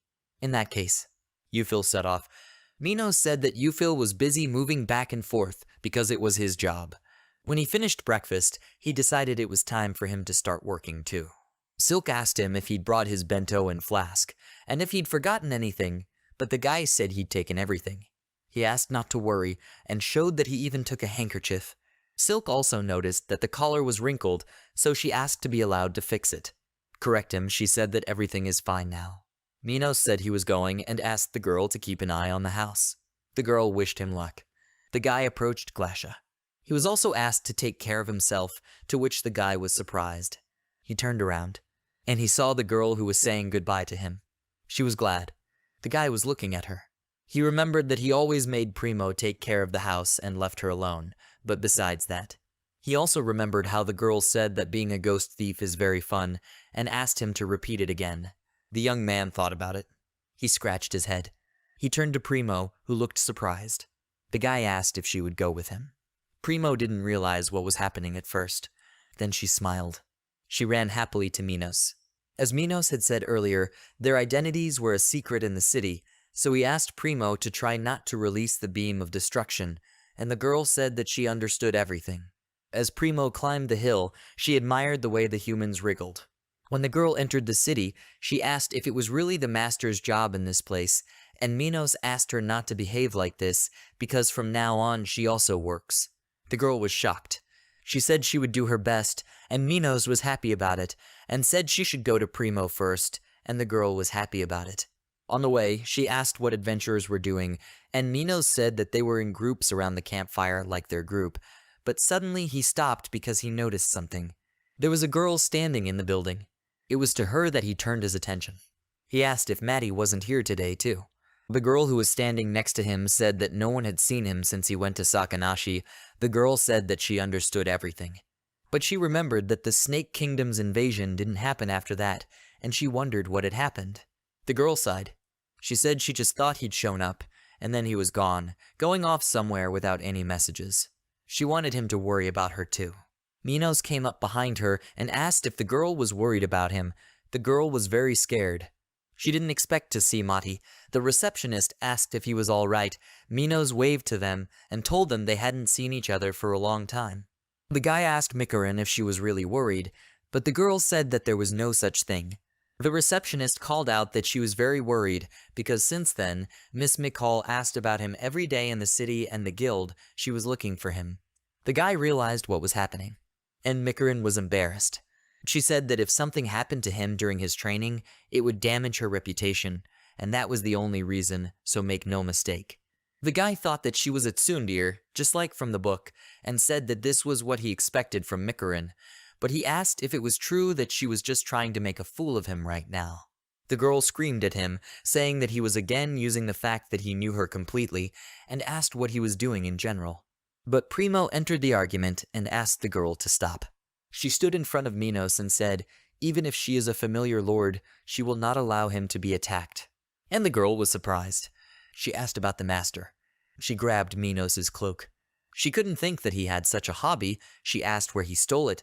The guy said that it was her hobby and promised to tell everything, and asked to listen. He admitted that he partially deceived her, but, in other words, Mikorin said that even though he went to the Sakanashi Plains to see the army, but when he arrived, the battle was already over. Due to the fact that he was nearby, he went to the relative's home. And I took this relative who plays the role of a servant with me, because she wanted to be an adventurer. The girl asked if she was right. Minos said that it was true, and without a single lie, Primo also said that it was true, because the master is her relative, the dog barked. Mikorin said that she was very surprised, but since Primo agreed with this, suddenly the receptionist turned to Miss Primo. She said that the adventurer's registration card is ready, and she starts as a G rank, just like Mr. Machai Minos. The girl was glad that she was starting with the master, and Mikorin looked at the card. She read that the girl's name is Primo Bista, she is 15 years old, and her attribute element is water, profession. The maid. The girl also reached into the card and started looking at it. Mikorin bumped into the receptionist and started asking how such a profession could even exist. The receptionist said that she also said that it was better to change the profession, but the girl rejected everything except the maid. The girl explained to Primo that it is very important for an adventurer to join a group, because it happens that because of the profession no one accepts in the group, so it's better to change it now. Primo understood this, but she said that the master told her that Mikorin would accept her into the group, so everything is fine. The girl asked if it was so. Mikorin was very surprised. She asked if Minos was really going to do this from the very beginning. She couldn't believe that he wanted her to teach the girl. The guy said that everything is true, because Mikorin is his eldest, of which he is proud. The girl said that she didn't understand how he could say such a thing at such a moment. She paused. And she said that in this case, the teaching contract will end when Mari reaches E rank. Minos said that she was quite calm. He asked if she was in a state of Dara now. The girl asked if he couldn't, so as not to seize on the weakness. Menus asked her what other weakness she was talking about, but she didn't understand, and she said he knew her name. Then the guy remembered that she was talking about her fake name. The girl asked not so loudly. He asked her if this was her weakness, and if he could threaten her without any problems, and she realized that she should have just kept quiet. They went out into the woods. Mikorin said that from now on, no nonsense, because now they will start training to subdue monsters. They are going to fight, so do not relax, even if they are fighting a weak monster. The guys accepted the order of their eldest. The girl asked to call her Mikol. Primo said they would call her Miko then, and the girl said it was better than Mikorin. Primo asked what she should do during the training. Miko said that this is Primo's first time, so I would like her to fight. She asked how she attacks. The girl said she was particularly good at cleaning. Miko laughed and said that cleaning won't help destroy monsters. Primo was horrified. She asked if there are monsters that can't be defeated by cleaning, and it seems to her, or all of them. She said that she didn't know. And the world is so big, Minos understood that the power of cleaning Primo allows you to instantly destroy an S-rank monster. He thought what a strange misunderstanding they have. Suddenly, he noticed something. Micah said to let Primo stay behind. While they stunned the enemy, she didn't know who was in front of them. Primo said that someone was fighting next to them, and Minos assumed that it must be other adventurers, so he suggested that they move away so as not to interfere. Miko said that they wouldn't do it, because it would be bad if they left them. So I told the guys to run after her. They were running through the woods. They saw a stone monster standing in front of the three girls. In front of them was a stone golem, a living mud puppet whose entire body was covered in stone. Its rank was F. The girls barely fought him off. He had already raised his hand to them. I was about to hit them. The girl standing in front of everyone closed her eyes in fear and waited for her demise. But Miko stepped in front of her and created a shield. The girls were surprised by this. They recognized Miko. Miko used a level 2 magic, a wall of light. Circles appeared around the golem. Rays of light shot out from these circles. Miko jumped. And when the raise ended, she pushed off against the walls and began to walk around the monster in the back. Then she used level 1 light magic, unstoppable light, and stabbed her staff into the golem's head. The monster split open. Miko asked to see the wounds, and used level 1 light magic, healing, to heal the girls. She said that everything would be fine now. She asked if they were the 3 sisters of the instructor. The girl added that they did a good job against an enemy of rank F. The girls were crazy about Miko. They thanked her, but the girl said that everything was fine and there was no need to worry. She asked them to be careful. The girls said that it would be so. Miko asked Minos if she had kept him waiting. She also said that magic and battles looked like this. She was wondering if it was useful for the boy. The young man thought that she was acting just like an elder. Primo was delighted. She said that the battle was great. She noticed that Miko was moving like a human. The girl asked what she was talking about. The girl explained that she had heard from the master about her because he often said that she had an amazing level of skills. Miko was surprised that Machai would say that. She asked if she was really that strong despite being the ace of SU City. Primo said that Minos had told her that she was one of the top 3 strongest girls in the world, and Miko was surprised that Minos valued her so much. Primo said that she wants more spectacular battles. The guy said that he also wants it. The girl was shocked that even Maddie wants to watch her. The guy at this time thought that in Resi's Noah, Mikorin is one of the characters who can become a companion. She was so strong that she can be considered one of the strongest. The secret of her power is undoubtedly in the change of outfit skill. And if she manages to level up, then, thanks to this magic, she will be able to deal with Primo alone. The guy also often saw her skill in the game and wants to see it in reality too. While the girls were talking, Minos stepped aside. He summoned a creature, the wolf of the forest. The forest ox lives in the forest. Its body is covered with vegetation. Primo shouted that there was a monster behind Mikorin, but Miko didn't know when it was there. She didn't understand where the E-rank monster came from in this place. Minos said that she had no choice but to use that skill. The girl used a shining bullet, but it didn't ricochet off the wolf. The girl was confused due to the fact that the bullet did not work. Minos again repeated that she had no choice but to use that skill, and the girl shouted at him not to repeat it.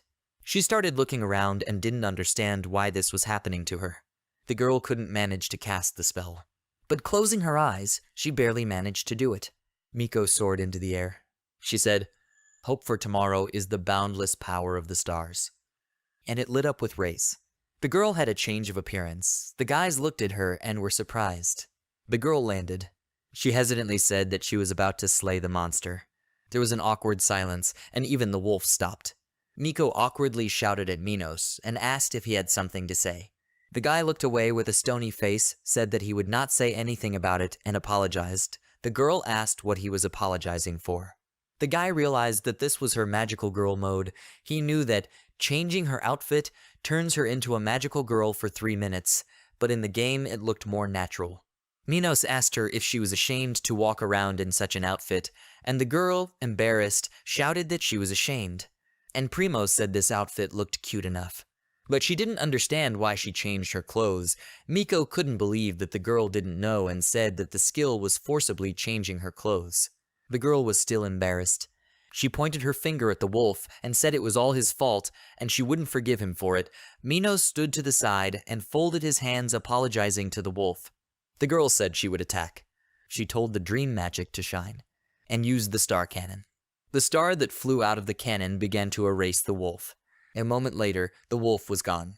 Primo was very surprised by this. She admired human strength, and Minos said that in the girl sorceress mode, all the characteristics of Mikorin are increased. In addition, she can use the monster scourge. Primo was surprised by the name and said that it sounded delicious, but the guy said that there was nothing delicious about it because it means that she can deal damage ignoring the defense and buffs of monsters. Most of the opponents in the game were monsters, so Mikorin with his monster scourge skill is a threat to almost all enemies. Minos thought about it because Mikorin is also strong against enemies with the element of darkness, because she has the element of light, and her resistance to darkness is also high. He looked at her. In his mind, he knew that she was a girl, a light wizard who was made to kill monsters.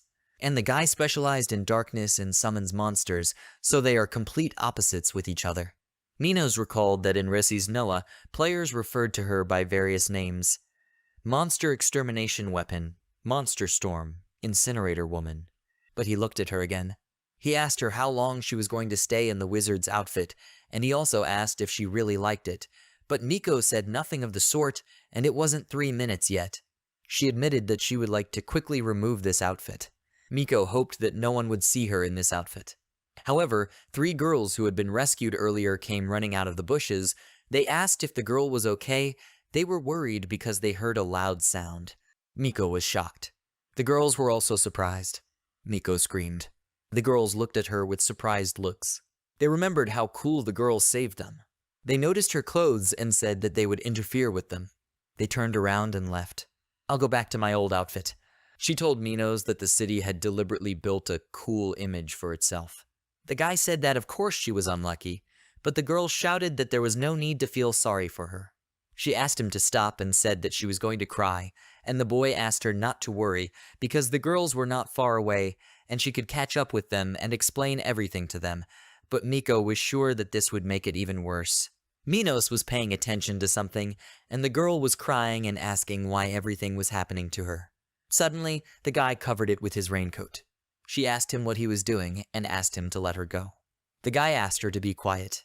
He reminded her that the girls had stopped, and he said they were. Here is the snake daze effect. Miko asked if they were paralyzed, and she was also curious about who did it. The guy said that it was probably his business. The girl did not understand who he was talking about, and the guy pointed his finger at her. Miko was startled.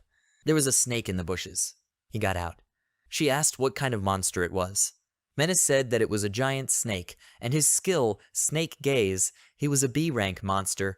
The girl was surprised by this. She said that it was impossible for B-rank to be in this place. She asked why there were so many monsters in this forest. It was strange for her. The guy agreed that it was really very strange. Meanwhile, the snake was creeping closer. She stood up, and the guys were surrounded by several snakes. Miko said they were surrounded. Primo said there was something wrong with the snakes, and she had a bad feeling about it, and the guy agreed. The snakes were very close, but Minos felt neither hostility nor murderous intent. He realized that this was why he noticed late that one of them was using snake gaze. The guy also understood that usually giant snakes do not gather in groups because they cannot work together. But this is only if they are not controlled by someone. Primo asked if she should crush these snakes, but the guy said that this is not necessary because it is not necessary. The girl looked at the boy. The guy understood that in the appearance of a group of snakes that someone controls, there is only one event in which this happens. The snakes hissed. They told the little humans to pay attention. The snake steward introduced himself as Nidhogg. He said that he was the Dragon King who would destroy this world. Snakes surrounded the boys. Miko couldn't believe it was Nidhogg. Nidhogg said that he was back and stronger than before. And now no one in the world can stop him. He promised to invade Fairyland and devour the entire world. Nidhogg manipulated and ordered people to bow down, because a person cannot defeat a dragon. Miko was already terrified. Primo was focused, but Snake was telling them to shake with fear, to make them despair, and they glorified his name. After all, their bloodline would be wiped off the face of the earth. The snakes hissed as if they had gone mad. Minos stood calm, but attentive. The snakes stopped hissing, and returned to the previous state. Minos realized that this was a declaration of war through the serpents, which meant that it had all started. The Nidhogg's assault on Fairyland had begun. He knew it had started too suddenly, even though he knew it could happen. Miko was shaking and said that this couldn't be happening. She said she wasn't stronger yet. Minos looked at her. He remembered that Mikarin was training alone away from her hometown and wanted to gain strength to face Nidhogg. Minos knew that Nidhogg's attack was also an event that was closely related to Mikarin, since Miko and the Dragon King were sworn enemies. He knew that in the game, they would have been strong enough by the start of the event, but in this world, the story took a different path. After all, he died. He thought that the second and third bosses would appear where he died. Right now, Mikarin can't fight Nidhogg. In addition, the main character of the game also had to stop Nidhogg, but she is still too weak. And if so, no doubt, humanity will be destroyed. That's just it. He knew that the Dragon King had made one fatal mistake. After all, he had declared war in front of him. So now he was his enemy too. Minos laughed and asked how he could do such a reckless thing in front of the last boss. The guy thought it was brave. He knew that this was too bold for a mid-game boss, but this world was his game, and only he can destroy it. He decided that he would not allow the game to be broken. The snakes looked at Minos and attacked. The guy said that Nidhogg was only waiting for the end of game sign. Minos told Primo it was time to clean up, and the girl said she understood. She bowed. She stamped her toga. Stakes that pierced the snakes popped out of the ground. All the snakes were strung on stakes. Primo said she was done. Minos said she was doing great, the girl was happy with the praise, and Miko was horrified. She nervously asked if Primo had done this and how it was possible. Primo said it was just cleaning, and the girl was shocked, but Minos thought it was all over with the snakes. He understood that from the beginning of the event, snakes should start appearing all over the world. For the low-level people of this world, this is a disaster, because one snake will be enough to destroy the city. He was annoyed that some mid-game boss was going to ruin his world, so he decided to crush it. Minos told Primo to contact the Seven Lords and ask Mikarin to cover her ears. Primo accepted the order, and Miko didn't understand what was going on. The guy started talking into slime. He told all the Seven Lords to listen to him. The guy said that they declared war, so their task will be to exterminate the snakes, and ordered to divide and dominate. Suddenly, everything in the forest rustled. Bears and wolves came out. Hares. Birds. Miko couldn't believe that all the monsters appeared because of Nidhogg. Minos realized that the monsters were already taking action, and the Seven Lords were quickly at work, so he didn't have to worry about the snakes. He realized that the most important thing was that the overlords should not get carried away, and asked them not to overdo it.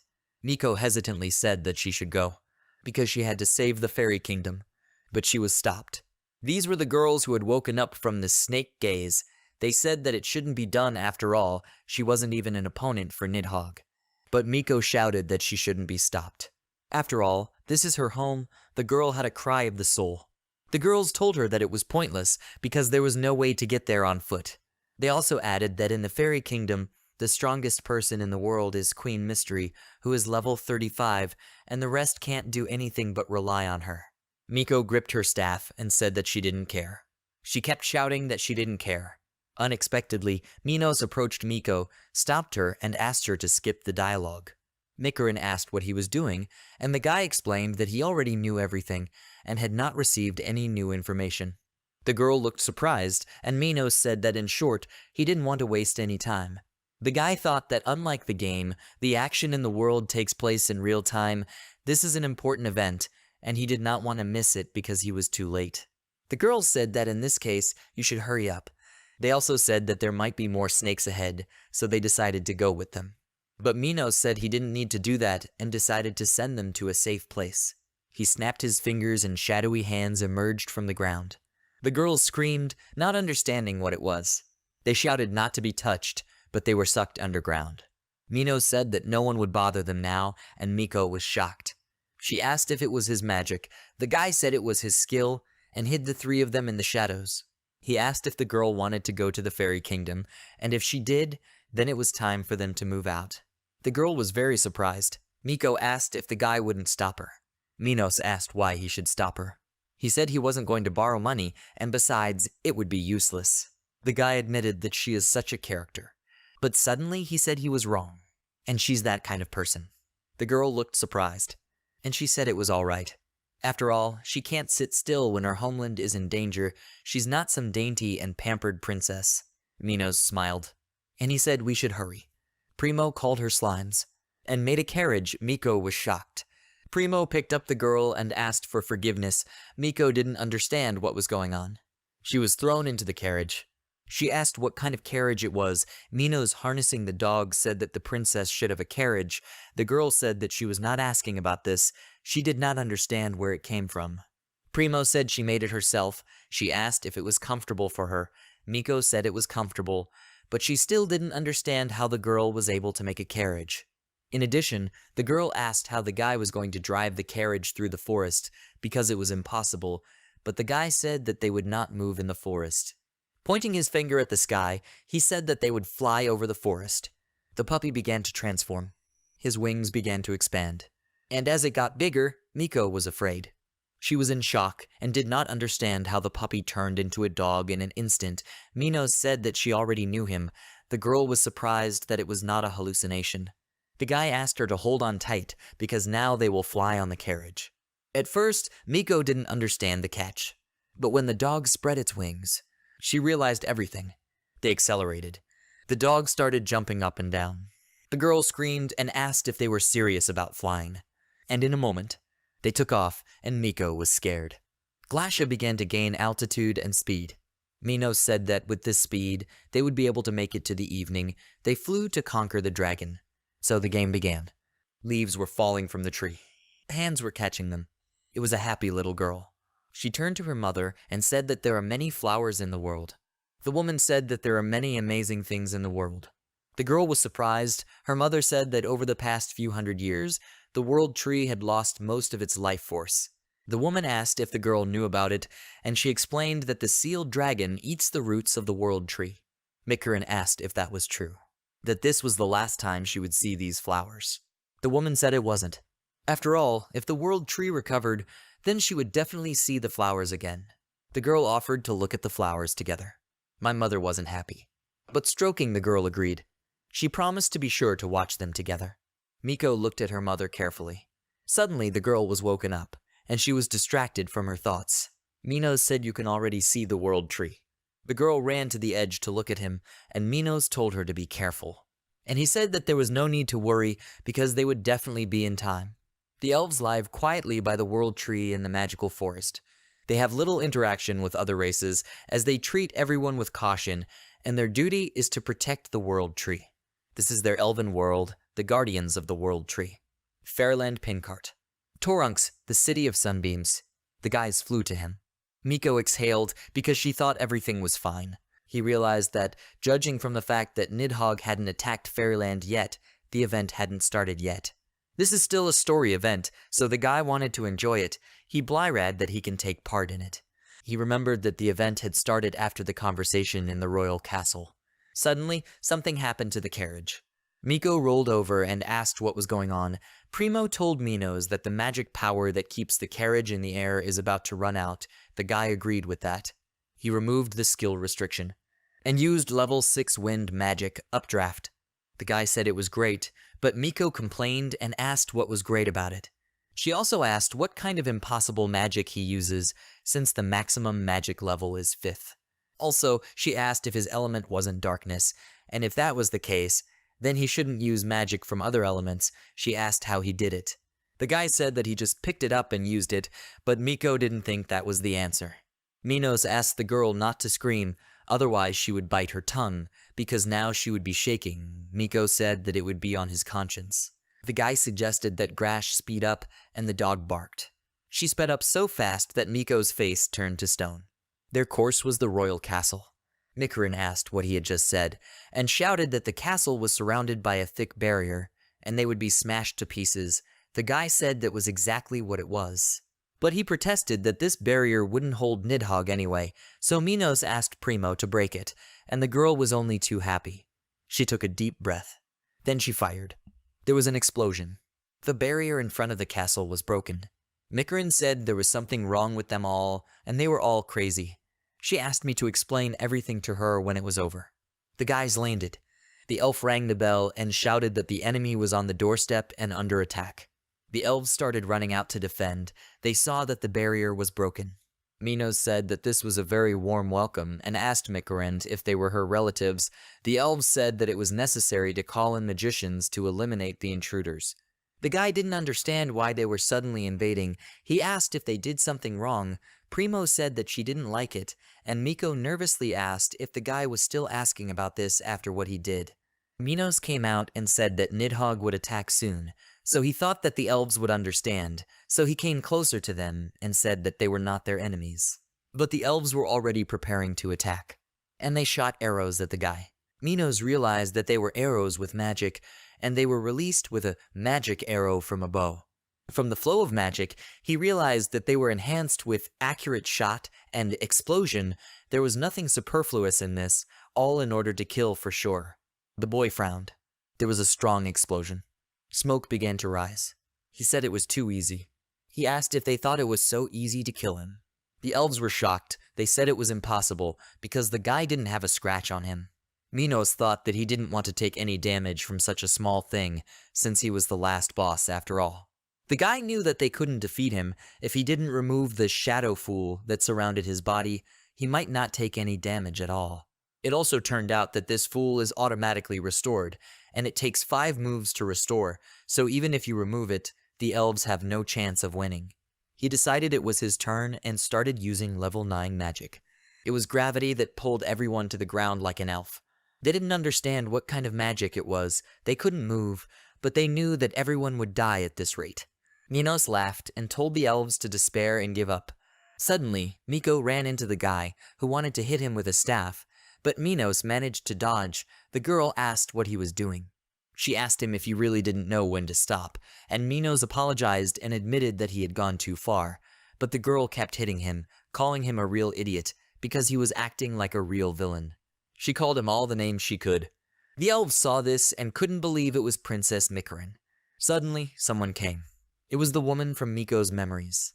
There was silence at her words, and he realized who she was. She asked what the boys had left behind in her kingdom. It was the Queen of Fairyland, Mystery Pincart. She was calm. The queen asked what the noise was. The elves turned, and they bowed down before her. Miko was also silent. It was her mother. The woman looked at him seriously. Miko was scared. Minos realized that this was Mikarin's stern mother. They sat down at the table. Minos and Primo were smiling, while Miko sat quietly with her eyes lowered. Mikarin's mother said she understood the situation. She asked if the 3 of them had come to challenge the Dragon King. Miko was very worried and kept silent, and then completely turned away. Minos looked at her and remembered that Mikarin had left the country after a fight with her mother, and they'd had a slightly awkward reunion, so he thought he might be able to lighten the mood a little. Minos said that if his mother understood, then the conversation would be short, and put his feet up on the table. He said that she had better leave the castle as soon as possible, because they are all too weak, and they will fight Nidhogg instead of them, so the elves should be grateful. The girls behind the queen asked what he said, because he attacked the castle himself, and was also rude to the queen. They demanded that he not be arrogant. The guy smiled and was surprised that they had so much energy. There was an awkward silence as the young man started whispering to Miko. He asked to listen and said that he wanted to help them, so he asked why they were looking at him so viciously. Miko asked if he was aware that he was acting like a villain again. Minos asked if he really shouldn't have put his feet up on the table. He couldn't believe that it made them think he was going to die for his inappropriate behavior. Miko said that it wasn't just that, because he was acting like a villain in the trailer, so she asked why he was acting like this in the first place leads. Primo shouted that if the elves value their lives, then they should listen to their master because they have no right to contradict him. Miko couldn't believe that Primo also went there. The elf girls viciously asked how they dared to talk like that. The queen asked them to calm down. She told the guys that she understood what they were trying to say, but they didn't need their help. Mikarin jumped up and asked her to stop. And wait. The girl was surprised at herself. She asked me to wait and at least listen to her. Mystery turned around, and she said there was no point in continuing the conversation, especially at a time when she couldn't waste her time. Mikarin told me that although the guys who came with her are complete idiots, but they are damn strong, and she also trained very hard, so they came to the city of elves with serious intentions. Minos said stony-faced that he was just here to have fun, and Primo said that he always followed his master, and Miko said that she was talking now, so she asked him to shut up. Mystery asked Mikarin to stop, because it was already said that the elves didn't need help. Miko ran to her mother and asked why they didn't need help. After all, the Dragon King is a serious threat to the country, and she can help deal with it. Mysteria tapped her staff, and she said that the girl would only get in the way. She also said that an opponent like the Dragon King can only be fought by an elite, and on the battlefield, one useless one results in the death of 10 comrades. The queen also asked if Miko understood the situation she would be in, because everyone would have to protect her, and in an attempt to protect her, the coordination of troops would be disrupted. The queen once again asked if she understood how many people might die because of her, pointing his hand at the elves. The queen asked if the girl meant that she didn't care if her comrades died because of her. Miko, horrified, started to say that it wasn't true. Mysteria said to his daughter that she had no place in their war. I told her to get lost. Mikarin was shocked. Trembling, she tried to call out to her mother again, but I stopped and didn't. Miko called her mother an idiot, and ran away in tears. She was upset. Minos looked at her. The queen's assistant turned to her mistress, but she told her to leave Miko alone. She didn't understand what kind of child she was. Minos frowned, and he went up to the queen, addressing her. He said she didn't seem to understand and asked her to listen to the threat. The queen asked him if he really meant it as a threat, not as advice. Minos said that everything he said was correct. He explained that the event was not their battle, but his, and if the woman dared to interfere, then the game will be over for her. The queen glared at the boy. However, Minos was calm. He said that if she didn't want to die, she should leave quietly, and no matter how many elves fought, they still couldn't defeat Nidhogg. The queen said with a grin, as if the guy knew what to do. Minos said he doesn't seem to know, but knows exactly what's going to happen next. He knew that if things were going to play out like a game, then he knew exactly what the future held for the queen. The raid event is Dragon King Nidhogg, one of the saddest events in the game, and even if the elves successfully complete it, the kingdom will be destroyed, many elves will die, including the queen. Such was the inevitable fate of the kingdom. The queen thanked for the advice, and she said that there was no need to worry since she had advanced to level 35, and that would be enough to defeat Nidhogg, the rank monster. The guy was surprised at first. Then he writhed. He remembered that Miko was surprised by an SS rank monster, so he decided that the people of this world thought that a rank was the highest rank of a monster. Minos knew that indeed at level 35, it was possible to defeat an rank monster without any problems. But Nidhogg's real rank is SS, which means you'll need a level 60-70 character to defeat him, and the mystery has no chance. After all, she is too weak. The queen said that she had been preparing for this event for many years. Even when she heard the prophecy about the rebirth of Nidhogg, she said that she would defeat him with her own strength. But even so, despite the fact that she would actually lose, she was ready to fight to the end. The queen said that she would protect the future of the world and her country. She was willing to do anything for this, even die. Mystery said the conversation was over. She turned around and added that she needed to prepare for battle and said goodbye. Minos didn't do anything. Unexpectedly, the queen clarified whether it was true that the guy was Comrade Mikarin. She explained that she was always looking for trouble on her own head, so she asked me to keep an eye on her. Mysteria said it was time for her to go, and the doors to her chambers closed. The guy stood and watched her go. He said that everything was clear. He thought that the mother was at Tsundir. He understood that she was kind, but she didn't understand how to communicate with her daughter, so she hurt her, which is why they can't find a common language. And if everything is the same as in the game, she will die, and then Miko, sitting over his mother's corpse, he'll scream, without understanding why she couldn't protect her mother. After this event, something inside Mikarin breaks down, and she starts slaughtering monsters like a soulless machine.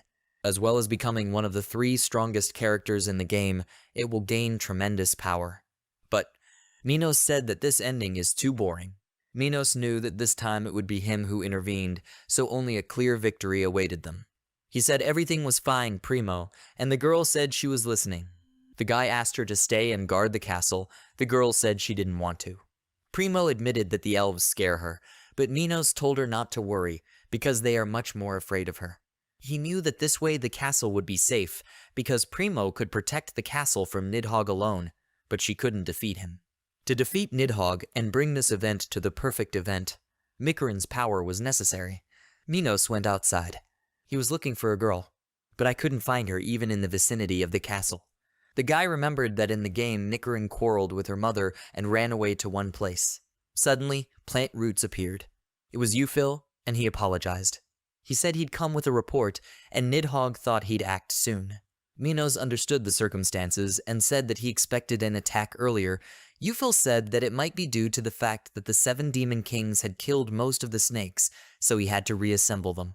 Minos pondered and thought that the first battle of the event was the battle with his snakes. The snakes were attacking from the other side of the kingdom to split the kingdom's army into 2 fronts, and he admitted that despite his strength, Nidhogg was cautious. yahello asked what the orders would be, and he also said that since it was a dragon as strong as Nidhogg, it was okay to let it go, but Minos said they wouldn't do that. He said that he should not be released. It would be a problem if a dragon of such strength constantly raided, and you need to defeat it once and for all. Minos decided that if they fought, yahello and Primo would be the best match. since they were the strongest, but he doubted that Nidhogg would fight them fairly. After all, he is cautious, cunning, and sneaky. It's just easy to drive him away, but it's difficult to kill him. Nidhogg has a lot of skills that increase his survival rate. When he has little HP left, he can't deal damage in the usual way, except for some special skills. And if he finds himself in a critical situation, he will immediately escape with the help of the Transition Gate skill. No monster in the game has such a high survival rate as him. Therefore, with a wave of his hand, Minos said to fight him personally. Euphil was surprised. He asked if he really meant to tell. But Minos did not finish listening to him, saying that for the first time in a long time, he would show his true form. That's exactly what he wanted to say. Euphil said that Nidhogg had no chance, and Minos also said that he had a request for Euphil. He started talking about the plan. Euphil laughed and said that, as expected, Minos had come up with something interesting. Minos asked if he understood, and added that the plan should be executed on cue. After all, for the sake of a better ending, you need to do everything in the best possible way. Euphil said that he understood everything. He also added that his order is the law for him. Meanwhile, Miko was sitting in the secret house. And I looked at the twilight of the night and the tree of life, remembering the past. She looked sad. Minos was able to find her. She knew it was him. She asked him how he found it, because it was a secret place, and she hadn't told anyone about it. The guy said he knew her well. Mikarin asked with a small smile not to talk nonsense. She asked what Minos had come for. Was it to make fun of him again? But the guy said that he wouldn't have come because of such a stupid thing. The girl asked what he had come for then.